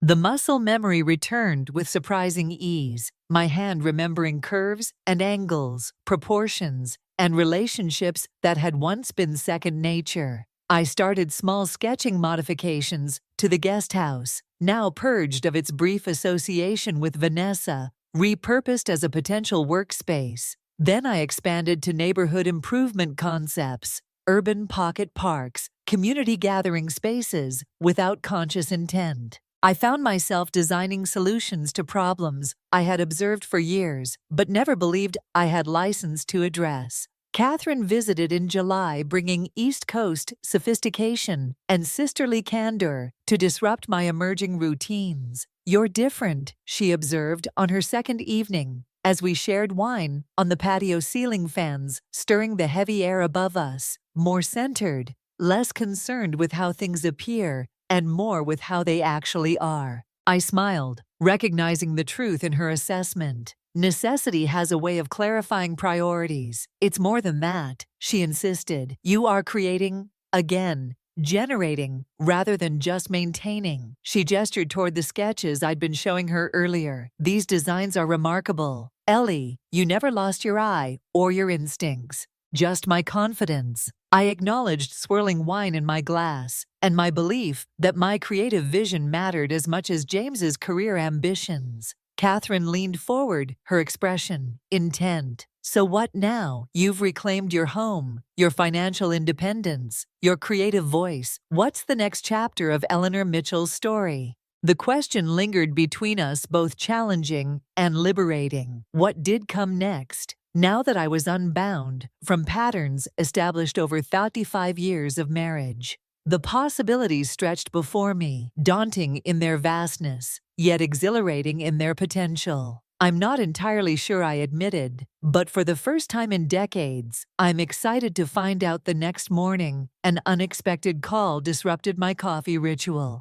The number displayed on my phone belonged to Walter Griffin, Meridian's board chairman. Eleanor, he greeted me, his voice warmer than our professional relationship warranted. I hope I'm not calling too early. Not at all. Walter, what can I do for you? He cleared his throat. The board would like to meet with you next week, in an official capacity. I frowned slightly, regarding my shareholder status. I've been quite clear that I have no intention of divesting my ownership stake, despite recent events. No, he hastened to assure me, nothing like that. In fact, quite the opposite. He paused. We'd like to discuss a potential role for you within the company leadership structure. The coffee cup froze halfway to my lips. Excuse me, the situation is this. Griffin continued, his tone shifting to business precision. The criminal proceedings against James will continue for some time, regardless of whether he eventually accepts a plea arrangement during this period, and likely permanently thereafter. Meridian requires stable leadership with a clear vision for ethical operation and public trust restoration. And you think I'm part of that solution? I couldn't keep the skepticism from my voice. Walter, with all due respect, I've never held a corporate position. My professional background is in architecture, not business management. We are well aware of your qualifications. Eleanor, something in his voice, suggested he knew more than I'd expected about my background, including your architectural training at Princeton. The fellowship offers you declined early in your marriage. The substantial role you played in Meridian's survival during key financial crises, support that went far beyond passive investment. I sat back, surprised by the depth of his knowledge. You've been doing research, due diligence, he corrected smoothly. The board has a fiduciary responsibility to identify the best leadership path forward. Your combination of significant ownership stake, intimate knowledge of the company's history and projects, and frankly, your approachable, ethical standing, make you uniquely valuable. At this juncture, what exactly are you proposing, Walter? Initially, we'd like you to join the Executive Restructuring Committee, the team charged with rebuilding Meridian's operational integrity and public image. Eventually, depending on your interest and the committee's progress, there might be discussion of a more permanent executive role. I fell silent, absorbing the unexpected proposal. After 35 years of having my professional capabilities dismissed or minimized by James, the irony of being invited into leadership of the very company he had built and nearly destroyed was almost too perfect. This isn't about revenge, Eleanor Griffin said softly, interpreting my silence correctly. It's about harnessing the right combination of company knowledge, ethical foundation, and creative vision to save an enterprise that employs hundreds and contributes significantly to our region's development. Your architecture background is actually an asset in that context, not a limitation. I'll need time to consider this, I replied finally. It represents a significant shift from the direction I've been moving since the divorce. Of course, he agreed readily. The The meeting next week would be exploratory, not conclusive, an opportunity to discuss possibilities, nothing more. After we hung up, I walked through the house to my newly established studio, where morning light streamed through east-facing windows, illuminating drafting tables and concept boards. The space represented a reconnection with my original professional identity, a return to creative work I had sacrificed decades ago. Would accepting Griffin's invitation mean abandoning this reclamation just as it was beginning? Or could it represent an unexpected integration, a way to bring architectural vision into corporate leadership, redesigning not just physical spaces, but organizational structures and ethical frameworks? I had no immediate answer, only questions that required careful consideration. Perhaps that uncertainty itself was progress, evidence that I was now making choices based on comprehensive evaluation, rather than accommodating others' expectations. The remainder of the day passed in contemplative productivity. I worked on design concepts, consulted with a contractor about studio equipment installation, prepared dinner with ingredients from my garden. Throughout these ordinary activities, Griffin's proposal hovered at the edges of my awareness. Neither embraced nor rejected, simply acknowledged as an unexpected fork in a path I was still discovering that evening. As twilight softened the garden's edges, my phone rang again. Emily, her voice tight with controlled emotion. "Dad took a plea deal," she said without preamble. 6 years with possibility of parole after 4 substantial financial penalties.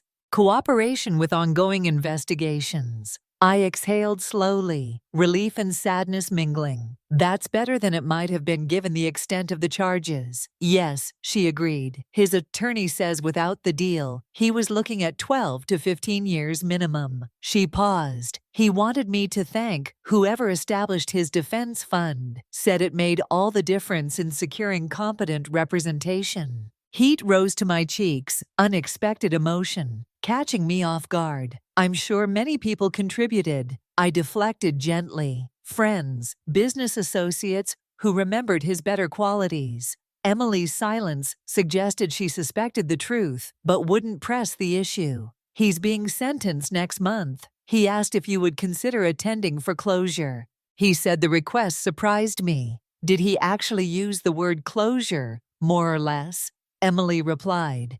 His exact words were, "I'd like to see her once more before I go away to end things properly." This time I considered the request weighing complex emotions. James and I had already ended our marriage through legal channels without direct confrontation. Did we need another opportunity for goodbye? Would his sentencing, a public ceremony of accountability, provide healing, or simply reopen wounds better left to close on their own? "I'll think about it," I told Emily, unwilling to commit either way in the moment. "How are you feeling about all this?" "Relieved." "Mostly," she admitted. "The waiting and uncertainty have been excruciating. At least now there's a defined timeline, a concrete reality to adapt to." She sighed. 6 years seems simultaneously forever, and not long enough, forever, in terms of missing his presence in my life. Not long enough for the magnitude of what he did. Justice rarely feels completely satisfying, I observed, but perhaps that's appropriate. Clean, uncomplicated resolutions belong to fiction, not real life with all its messy contradictions. "When did you get so wise, Mom?" Emily asked, a smile finally warming her voice. "Around the time I stopped pretending I had all the answers," I replied. "Honestly, wisdom begins with admitting how much we don't know." I think after we hung up, I returned to the garden, watching stars emerge in the deepening blue overhead. The evening carried a sense of transition, one chapter conclusively ending with James's plea agreement, new possibilities emerging with Griffin's unexpected invitation. For 35 years, I had defined myself primarily through my marriage, subordinating my ambitions and identity to James's needs and expectations. Now, standing in the garden of a house that had always been mine, surrounded by plants I had selected and nurtured, I recognized that the path forward was entirely self-determined. Whether I attended James's sentencing, whether I joined Meridian's restructuring committee, whether I pursued architecture professionally. Again, these decisions would be made according to my own values and desires, not in reaction to or accommodation of someone else's expectations. The realization brought neither triumph nor bitterness, only a profound sense of rightness. At 63, I had finally stepped fully into my own authority, not as James Thompson's wife, not as Emily's mother, but as Eleanor Mitchell, architect of my own life. The garden enfolded me in nighttime fragrances, jasmine, evening primrose, the lingering sweetness of roses. Overhead stars wheeled in ancient patterns, indifferent to human dramas, yet somehow comforting in their constancy. I breathed deeply, filling my lungs with summer air, my mind with possibilities, my heart with the quiet certainty that whatever came next would be authentically mine. I decided to attend James's sentencing. After all, not for his benefit, nor even for Emily's, but for my own sense of completion. The courtroom was smaller than I had imagined, wood-paneled and austere, with uncomfortable benches that filled quickly with journalists, former colleagues, and the morbidly curious. I sat near the back, wearing a simple navy dress and minimal jewelry, determined to remain inconspicuous. Emily arrived moments before proceedings began, sliding into the space I'd saved beside me. She squeezed my hand, wordlessly, her face pale, composed. We had spoken at length the night before, agreeing that our presence was neither endorsement nor condemnation, but simple witness to a necessary conclusion. When James entered, escorted by his attorney, I barely recognized him.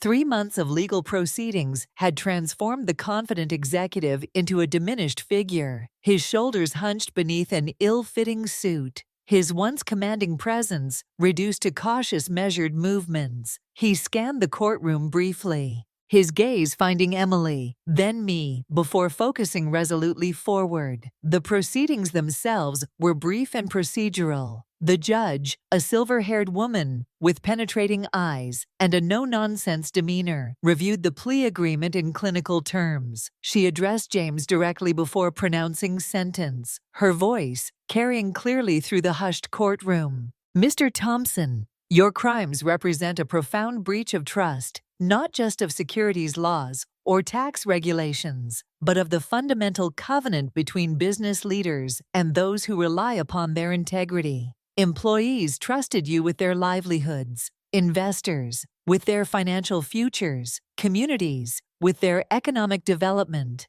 You violated that trust systematically and repeatedly over many years." She paused, studying him over reading glasses. "While the court acknowledges your eventual acceptance of responsibility through this plea agreement, it also recognizes that this acceptance came only after overwhelming evidence made denial untenable. This suggests calculation rather than genuine remorse." James stood motionless, his attorney's hand at his elbow, as the judge continued. "The agreed sentence of 72 months in federal custody, with eligibility for parole after 48 months, reflects both the severity of your offenses and your cooperation with ongoing investigations.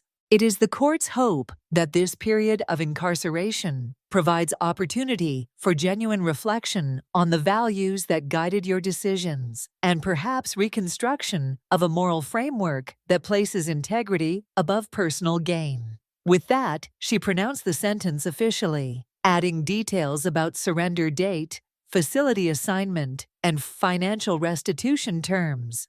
The sharp crack of her gavel marked the formal end of James Thompson's life as he had known it, and perhaps the conclusive period on a chapter of my own. Emily's fingers tightened around mine. As court officers approached James, he turned toward us, eyes seeking contact. Emily raised her hand in a small wave. I met his gaze steadily, neither hostile nor compassionate, simply present. He nodded once in acknowledgement before being led away. We didn't speak until we reached the courthouse steps, where afternoon sunlight and the distant sound of traffic created jarring contrast with the somber proceedings we just witnessed. "Are you okay?" I asked Emily, noting the tension in her shoulders, the tight line of her mouth. I think so, she replied, blinking against the brightness. It was final in a way that even the verdict wasn't. She turned to me, searching my face. How about you? You were married to him for 35 years. This can't be easy, no matter the circumstances. I considered her question carefully, taking inventory of my emotional state. I feel clear, I said finally, as if a persistent background noise has finally stopped, allowing me to hear my own thoughts without distortion. Emily nodded slowly. That makes sense. She glanced at her watch. I should get back to work. My flight to Chicago leaves tonight. Of course. Let me drive you to your office. In the car, Emily broke our reflective silence. Dad's attorney mentioned that you established the defense fund, that it was entirely your money, not contributions from various associates, like you implied. Heat rose to my cheeks. He shouldn't have told you that. Why did you do it? Emily's voice held no accusation, only genuine curiosity. After everything he put you through, why ensure he had the best possible defense? I kept my eyes on the road, gathering thoughts that felt complex, yet ultimately simple, partly for you, so you wouldn't feel torn between helping him and protecting yourself. Partly because justice functions best when both sides have competent representation. I paused, finding the deeper truth, and partly because 35 years of marriage, even a flawed one, creates an irreducible connection. I could divorce James, expose his crimes, reclaim my independence, but I couldn't wish for his utter destruction without diminishing something in myself. Emily was quiet for several moments. Then, your extraordinary mom, not just strong, but genuinely decent in ways. I'm still learning to appreciate her. Words settled in my chest like a warm stone, healing places I hadn't realized were still tender. I'm just trying to navigate complicated situations with whatever wisdom I've managed to accumulate over 63 years. I demurred, some days more successfully than others. We parted at her office building with tight hugs and promises to talk. Soon as I drove away, I felt a curious lightness, not happiness exactly, but unburdening. James's sentencing represented the final severance of practical entanglements between us. Whatever wounds remained were internal matters for private healing, not legal or financial complications requiring external resolution. The following week, I met with Meridian's board, as Walter Griffin had requested. The conference room on the Each Eye, a 32nd floor, offered spectacular views of the city skyline, a landscape James had helped shape through decades of development projects, some visionary, others merely profitable. 8 board members greeted me with cautious cordiality, their earlier suspicion replaced by guarded respect. I recognized the shift for what it was, not personal regard, but pragmatic reassessment of my potential value to their beleaguered company. Eleanor Griffin began, once pleasantries had been exchanged. Thank you for joining us today. As discussed, we're interested in exploring potential roles for you in Meridian's restructuring and future leadership. I nodded, waiting for him to continue. The situation is this, he explained, gesturing toward charts displayed on a screen at the room's end.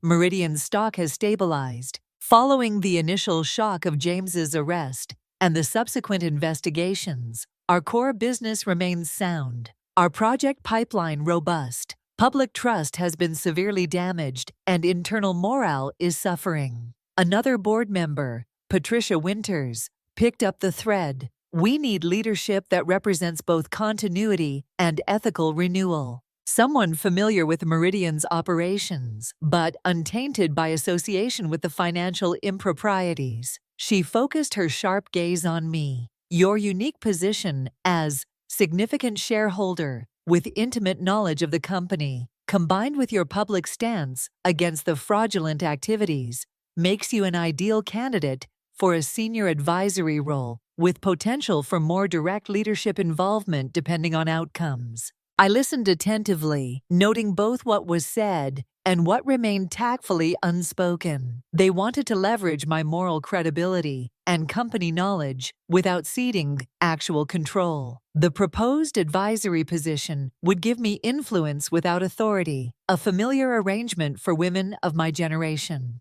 When they concluded their presentation, all eyes turned expectantly toward me. I took a measured breath before responding. I appreciate your confidence and the careful consideration you've given this proposal. I began. Meridian has been part of my life for over 3 decades, albeit in ways not always visible or acknowledged. I have a vested interest in seeing the company recover and flourish. Heads nodded around the table, relieved by my apparent receptiveness. However, I continued noting how their expressions instantly shifted to wariness. I believe the role you're describing undervalues what I can contribute, while overestimating my willingness to serve in a primarily symbolic capacity. Griffin frowned slightly. I'm not sure I follow, Eleanor. We're offering a seat at the executive table. Influence over major decisions during a critical restructuring period. Influence without authority. I clarified advisory status without actual decision-making power. My value as you've presented it lies primarily in the perception of ethical oversight,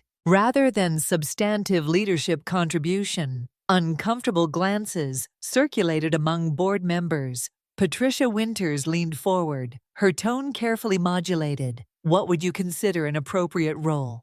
Then, bearing in mind your limited direct experience in corporate management, I smiled, appreciating her directness. My proposal is straightforward. I'll join Meridian's executive team as Chief Development Officer with full authority over project selection, design integrity, and community engagement. My architectural background combined with my intimate knowledge of Meridian's history and operations makes me uniquely qualified to rebuild public trust through demonstrably ethical and innovative development practices. The silence that followed was profound, broken only by the faint hum of the building's environmental systems.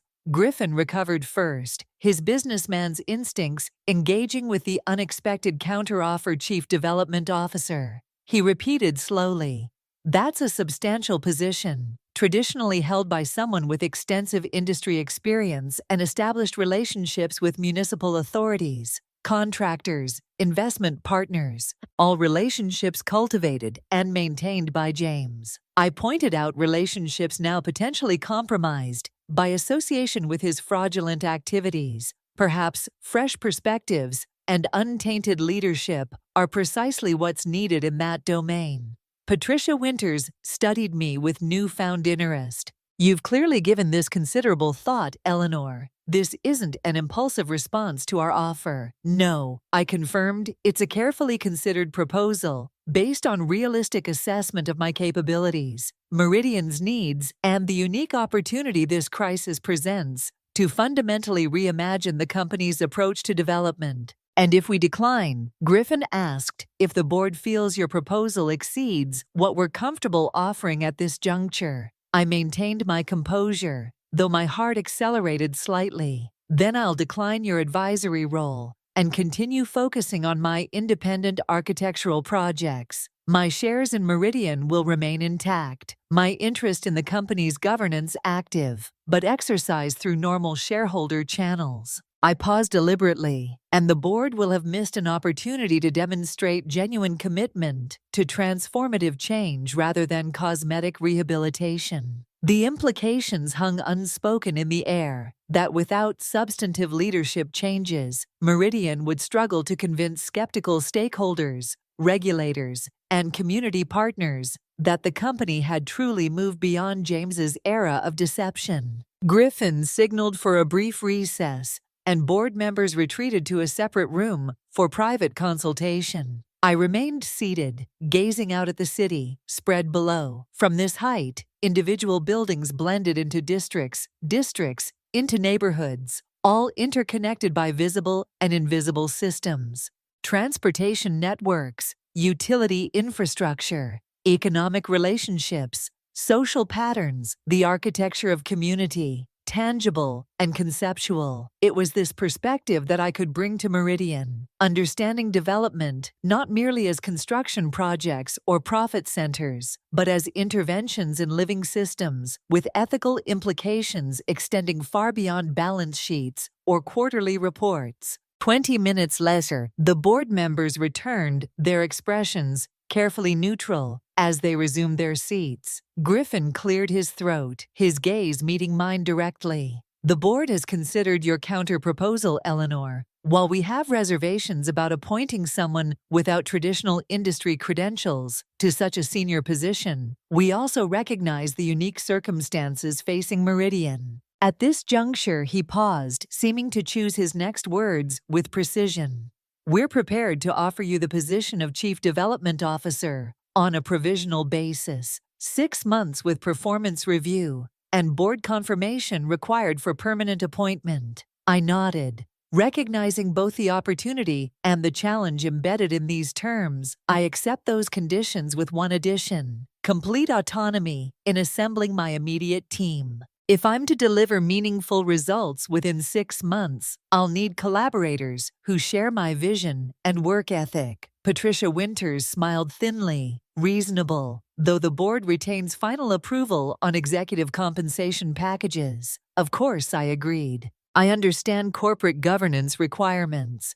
And so at 63, I stepped into corporate leadership at the very company where I had once been merely James's wife, the pleasant companion at holiday parties, the gracious hostess for client dinners, the supportive spouse who had sacrificed her own career ambitions to facilitate his success. The irony was not lost on me, nor on the company's employees, many of whom regarded my appointment with understandable skepticism. What qualifications did the disgraced CEO's ex-wife bring to such a critical position during corporate crisis? Was this merely nepotism in reverse, or symbolic gesture without substance? I addressed these questions directly at my first all-hands meeting, standing before hundreds of uncertain faces in Meridian's main auditorium. Many of you know me only as James Thompson's wife of 30 years. I began deliberately using his name rather than avoiding it. Others may recognize me from company functions or charity events. Few of you know that I hold a master's degree, architecture from Princeton, that I was offered prestigious fellowships early in my career, or that I've maintained active interest and involvement in architectural trends and urban development theory throughout my adult life. I paused, scanning the audience. Even fewer know that I've been a significant Meridian shareholder for decades, or that my investment helped stabilize the company during several financial challenges. This information wasn't secret, but it wasn't publicized either, a pattern that reflected broader issues of transparency within Meridian's culture. The room had grown utterly still, employees leaning forward slightly, executive team members seated in the front row, watching with expressions ranging from weariness to curiosity. I accept this position not as James Thompson's ex-wife, but as Eleanor Mitchell, architect and investor,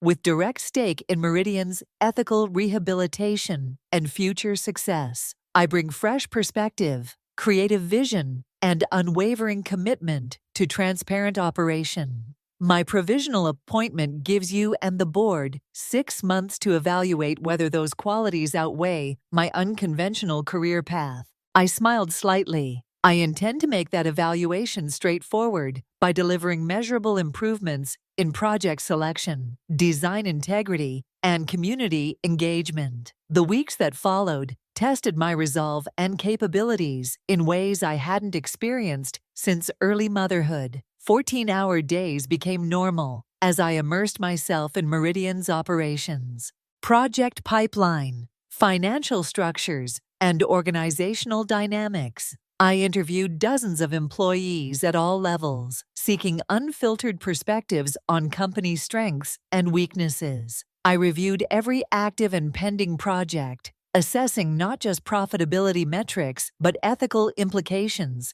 and community impact. Most challenging was assembling my core team, professionals who combine technical expertise with ethical commitment and willingness to serve under untested leadership. During corporate crisis, I needed individuals secure enough in their capabilities to speak truth rather than easy agreement, creative enough to reimagine development practices rather than simply repairing damaged systems. Catherine proved unexpectedly helpful in this recruitment effort, leveraging her extensive network to identify candidates with the rare combination of traits I sought. You need people who've already proven they value integrity over expediency, she advised during one of our evening calls. Look for those who've taken career hits for principle. They're your natural allies in this transformation. Following her suggestion, I found my operations director, a former urban planning commissioner, who had resigned rather than approve an environmentally destructive project backed by powerful interests. My community engagement lead came from a nonprofit focused on equitable development practices and marginalized neighborhoods. My financial oversight specialist had previously blown the whistle on accounting irregularities at another development firm, accepting career setback rather than complicity. Together, we began reimagining Meridian's approach to development, not as isolated construction projects, but as integrated contributions to community fabric. We audited existing projects against enhanced ethical standards, identifying opportunities for remediation where practices had prioritized profit over social responsibility. We established transparent reporting mechanisms for every aspect of operations, making accountability structural rather than aspirational. Most significantly, we initiated what we called the Legacy Project, a comprehensive review of all developments completed under James's leadership, identifying those where corners had been cut, regulations skirted, or community input ignored. Where problems were discovered, we developed remediation plans, allocating funds from a specially established account to address deficiencies, upgrade environmental systems, and implement community benefit programs. This is either brilliant or financial suicide, Patricia Winters remarked during one particularly tense board meeting as we presented the projected costs of the Legacy Project, voluntarily exposing past failures and paying to fix them without legal requirement to do so. It's neither, I replied calmly. It's ethical business practice with sound long-term strategy. By identifying and addressing these issues proactively, we control the narrative, demonstrate substantive change, and rebuild trust with communities and regulatory authorities. The alternative, waiting for problems to emerge through complaints or investigations, would cost more financially and inflict further reputation damage. Griffin, who had initially been my most skeptical overseer, nodded slowly. There's merit in Eleanor's approach. Meridian's position is unique. We're neither bankrupt nor Ewan tarnished. This middle ground requires creative strategy to navigate successfully. The board ultimately approved the Legacy Project, though with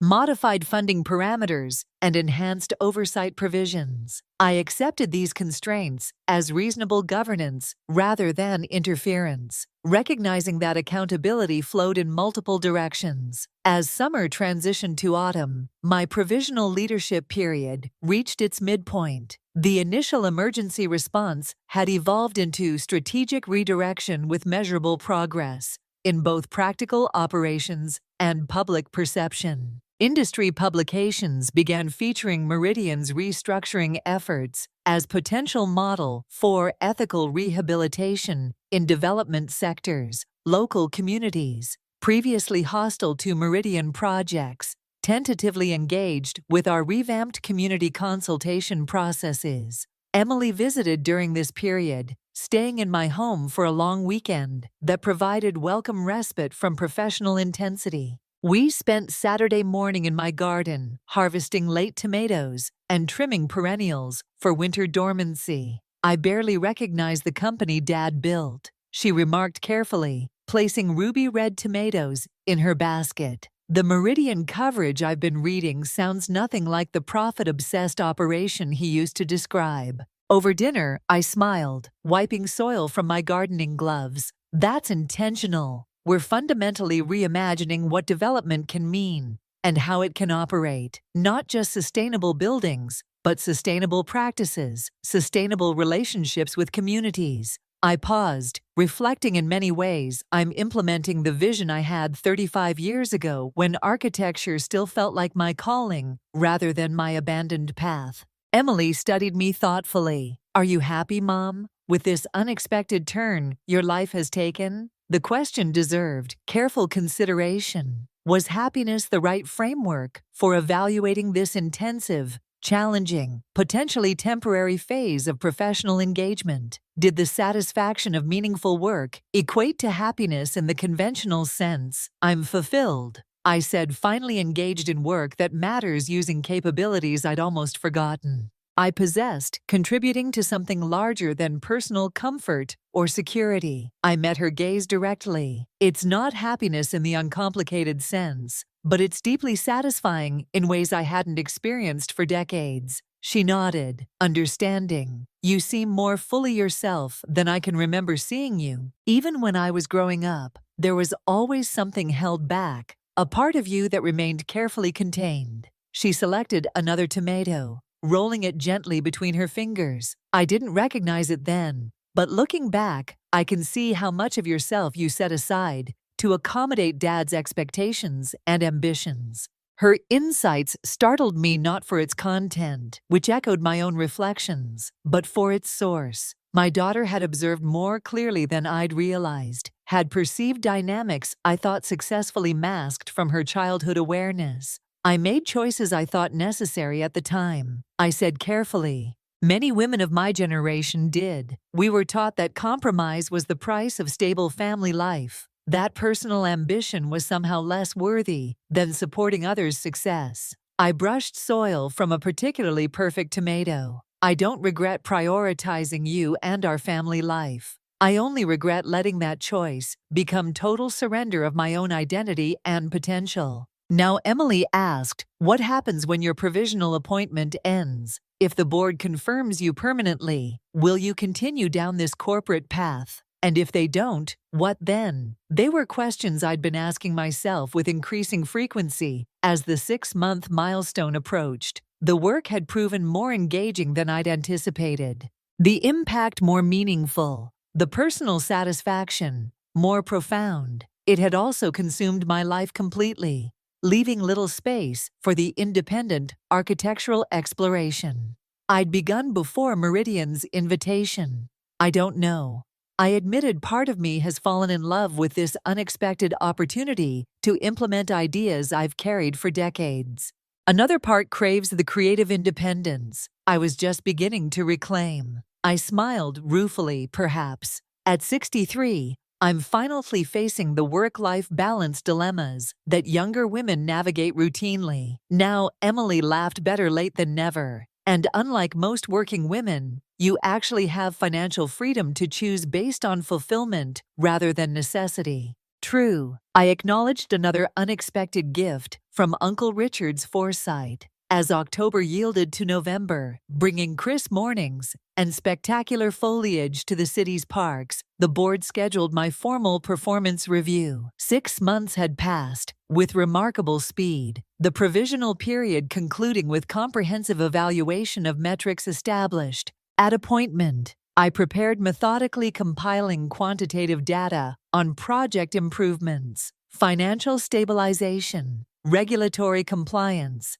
and community engagement. More challenging was articulating the qualitative transformation in company culture, the shift from profit at all costs mentality to integrated vision of development as community stewardship. The review session itself, held in the same 32nd floor conference room, where I had countered their initial offer months earlier, stretched for nearly 4 hours. Board members probed every aspect of my leadership. Decisions made, priorities established, resources allocated, relationships cultivated. They examined financial projections, stakeholder feedback, employee satisfaction surveys, media coverage assessments. Throughout the intensive questioning, I maintained composed transparency, acknowledging both successes and continuing challenges. outlining plans for addressing persistent issues while building on established progress. I neither apologized for unconventional approaches nor claimed premature victory in Meridian's rehabilitation. When their questions finally exhausted, Griffin requested that I step out while the board deliberated. I gathered my materials calmly, thanked them for their thorough engagement, and exited to a small waiting room with sweeping views of the city's western neighborhoods. Standing at the window, watching afternoon light gild autumn trees in a park below, I realized with mild surprise that I felt genuine equanimity about the pending decision. Whether they confirmed my appointment or concluded my tenure, the past 6 months had reawakened professional capabilities and personal confidence that would serve me well in whatever came next. The board's judgment, while consequentially significant, wasn't existentially defining. This realization itself represented profound growth evidence that I had finally internalized the independence I had legally claimed through divorce, had emotionally embraced the self-determination that financial security made possible.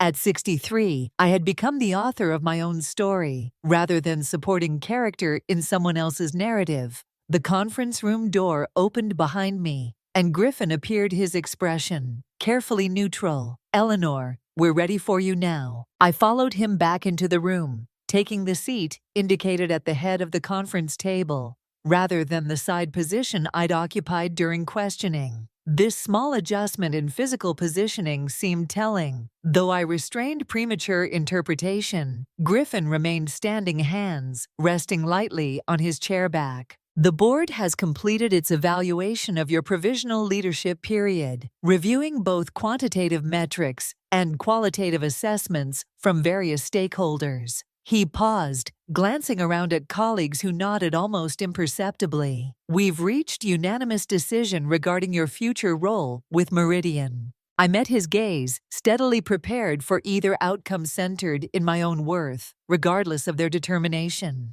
"Eleanor Mitchell," he continued, formal tone, contrasting with the hint of a smile now visible at the corners of his mouth. "We are pleased to confirm your appointment as Chief Development Officer on a permanent basis, with expanded scope to include strategic planning and ethical oversight across all company divisions." Relief and satisfaction washed through me, not because external validation was necessary for my sense of accomplishment, because this decision allowed continuation of meaningful work, just reaching its stride. "Thank you for your confidence," I replied simply. "I look forward to building on foundations established during these initial months." Patricia Winters leaned forward, her usually reserved expression warming slightly. "The board has been genuinely impressed by your performance. Eleanor, you've successfully balanced immediate crisis management with long-term strategic redirection, a difficult combination even for seasoned executives. Most significantly, you've begun reshaping company culture in ways that appear sustainable rather than superficial." Other board members added their own observations, noting community relationship improvements, employee morale, stabilization, regulatory authority, cooperation, even early indicators of renewed investor confidence. Their acknowledgement felt genuine, rather than perfunctory assessment, grounded in objective observation rather than personal regard. As the meeting concluded with discussion of next phase priorities and reporting expectations, I experienced a moment of clarity so profound it almost manifested physically, a sudden sharpening of perception, as if layers of obscuring film had been stripped from my vision. For 30 years, I had lived in the shadow of James's career, arranging my existence around his ambitions, accepting diminishment of my potential as necessary, sacrifice for family stability. Now, I occupied the very position from which he had shaped the region's development landscape, not through inheritance of his authority, through recognition of my distinct capabilities. The irony carried neither bitterness nor triumph, only clear-eyed acknowledgement of life's unexpected trajectories. James now served his sentence in federal prison. While I led rehabilitation of the company, he had simultaneously built and undermined neither outcome had been imaginable. When we stood together on the courthouse steps after our wedding, young and certain of the conventional path our lives would follow. As I gathered my materials to leave, Griffin touched my elbow lightly. "One more thing, Eleanor. The board has approved establishment of a design innovation division within your department, specifically focused on integrating architectural excellence with community-responsive development. We understand this represents particular interest area for you." I looked up, surprised by this unexpected addition. "Yes, absolutely. Thoughtful design is essential to ethical development, but this wasn't in my proposal or our previous discussions." He smiled more genuinely. "Now consider it.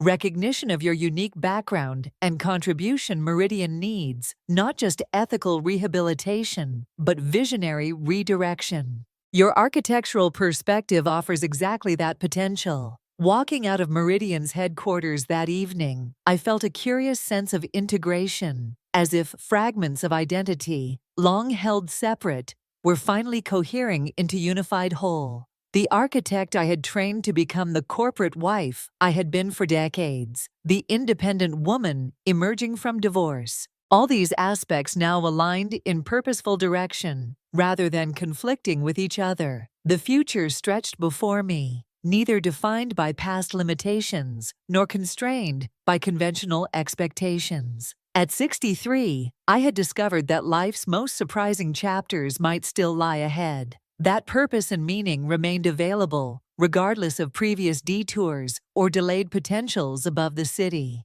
Twilight deepened the sky to indigo, first stars appearing like distant possibilities, just coming into focus. I breathed deep, filling my lungs with autumn-scented air, my mind with expanding vision of what might yet be created, my heart with quiet certainty that Eleanor Mitchell's story was still very much in progress.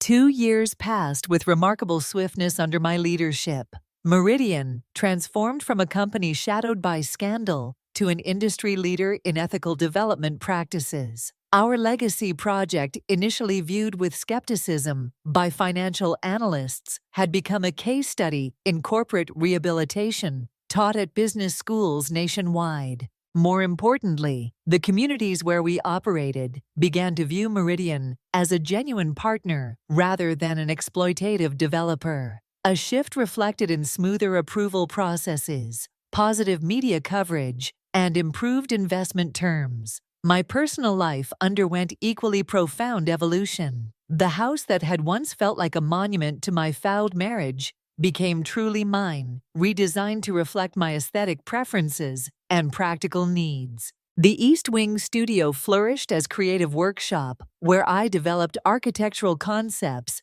that increasingly influenced Meridian's projects. My relationship with Emily deepened into adult friendship based on mutual respect and shared values, rather than merely familial obligation. On a crisp spring morning, as cherry blossoms transformed the city's parks into clouds of the pale pink, I received the letter I had been both expecting and dreading. James was being released on parole after serving 4 years of his 6-year sentence. His attorney's carefully worded message indicated he would be residing with his sister in a coastal town 3 hours away, had employment arranged through a former colleague's construction business, and would be under standard parole restrictions. The letter concluded with a request that struck me as both audacious and strangely fitting. James wished to meet with me, once settled, to express in person what cannot be adequately conveyed through intermediaries.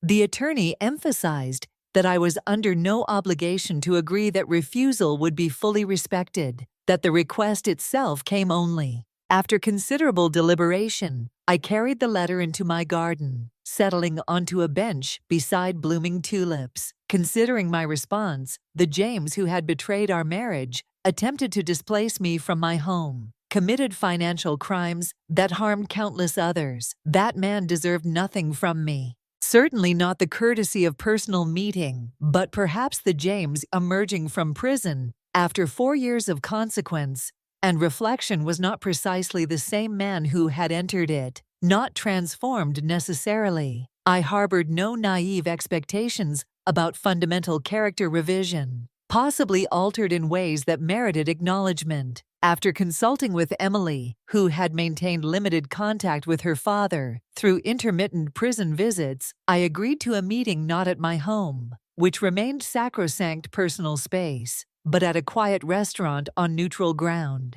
The man who arrived at our designated meeting spot for little physical resemblance to the James Thompson who had dominated boardrooms and social gatherings throughout our marriage. Prison had aged him, visibly etching deep lines around eyes that had lost their characteristic confidence. The expensive suits and precision haircuts were replaced by simple khakis and buttoned-down shirt that hung loosely on his diminished frame. "Eleanor," he greeted me with uncharacteristic hesitancy. "Thank you for agreeing to see me." I nodded, neither warm nor hostile. "You're welcome." We ordered coffee, navigating small talk about the restaurant, the weather, the changing cityscape visible through windows. When these safe topics exhausted themselves, uncomfortable silence settled between us. James cleared his throat. "You look well better than, well, actually, there's something different about you. Life after 65 agrees with me," I replied simply. He nodded, fingers fidgeting with his napkin. "I've followed news about Meridian when possible. The company's turnaround is remarkable. Your leadership has been transformative by all accounts. The work has been challenging, but rewarding." I acknowledged we've reimagined what development can mean when ethical considerations guide business decisions rather than merely constraining them. Another silence stretched between us, laden with unspoken history. Finally, James straightened his shoulders, meeting my gaze directly.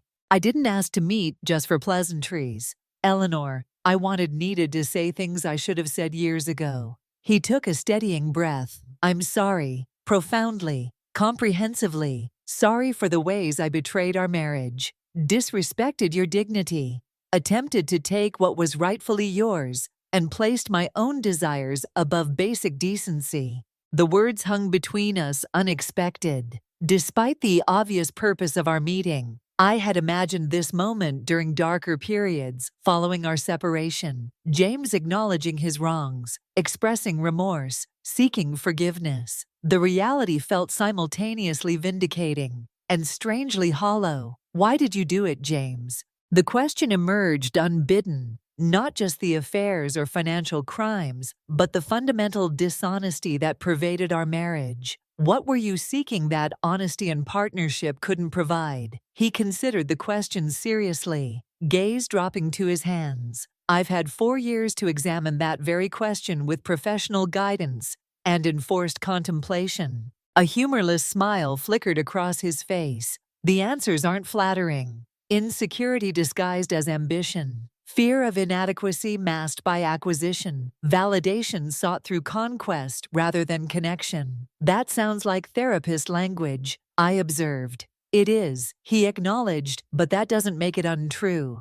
The man you married was fundamentally broken, in ways neither of us fully recognized, seeking external solutions to internal deficiencies, perpetually convinced that the next achievement, acquisition, or conquest would finally make me feel complete." He sighed. "It never did, of course." So the cycle continued, escalating in both scale and consequence. I nodded, neither accepting nor rejecting his explanation. "Why tell me this now? What do you hope to gain from this confession?" "Nothing," he replied, surprising me with his directness. "I harbor no illusions about reconciliation or forgiveness. Those ships sailed long ago through my own actions." He met my gaze directly. "I'm telling you because you deserve to hear it. Acknowledging truth to those we've wronged is fundamental to whatever integrity I might build in this final chapter of my life."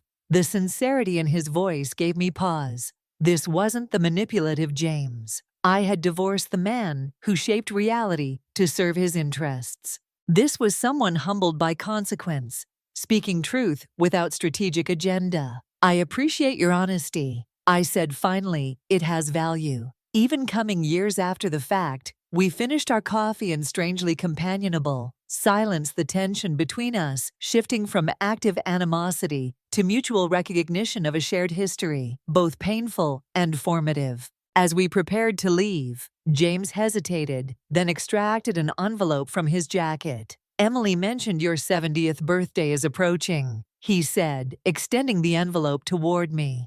"I'd like you to have this.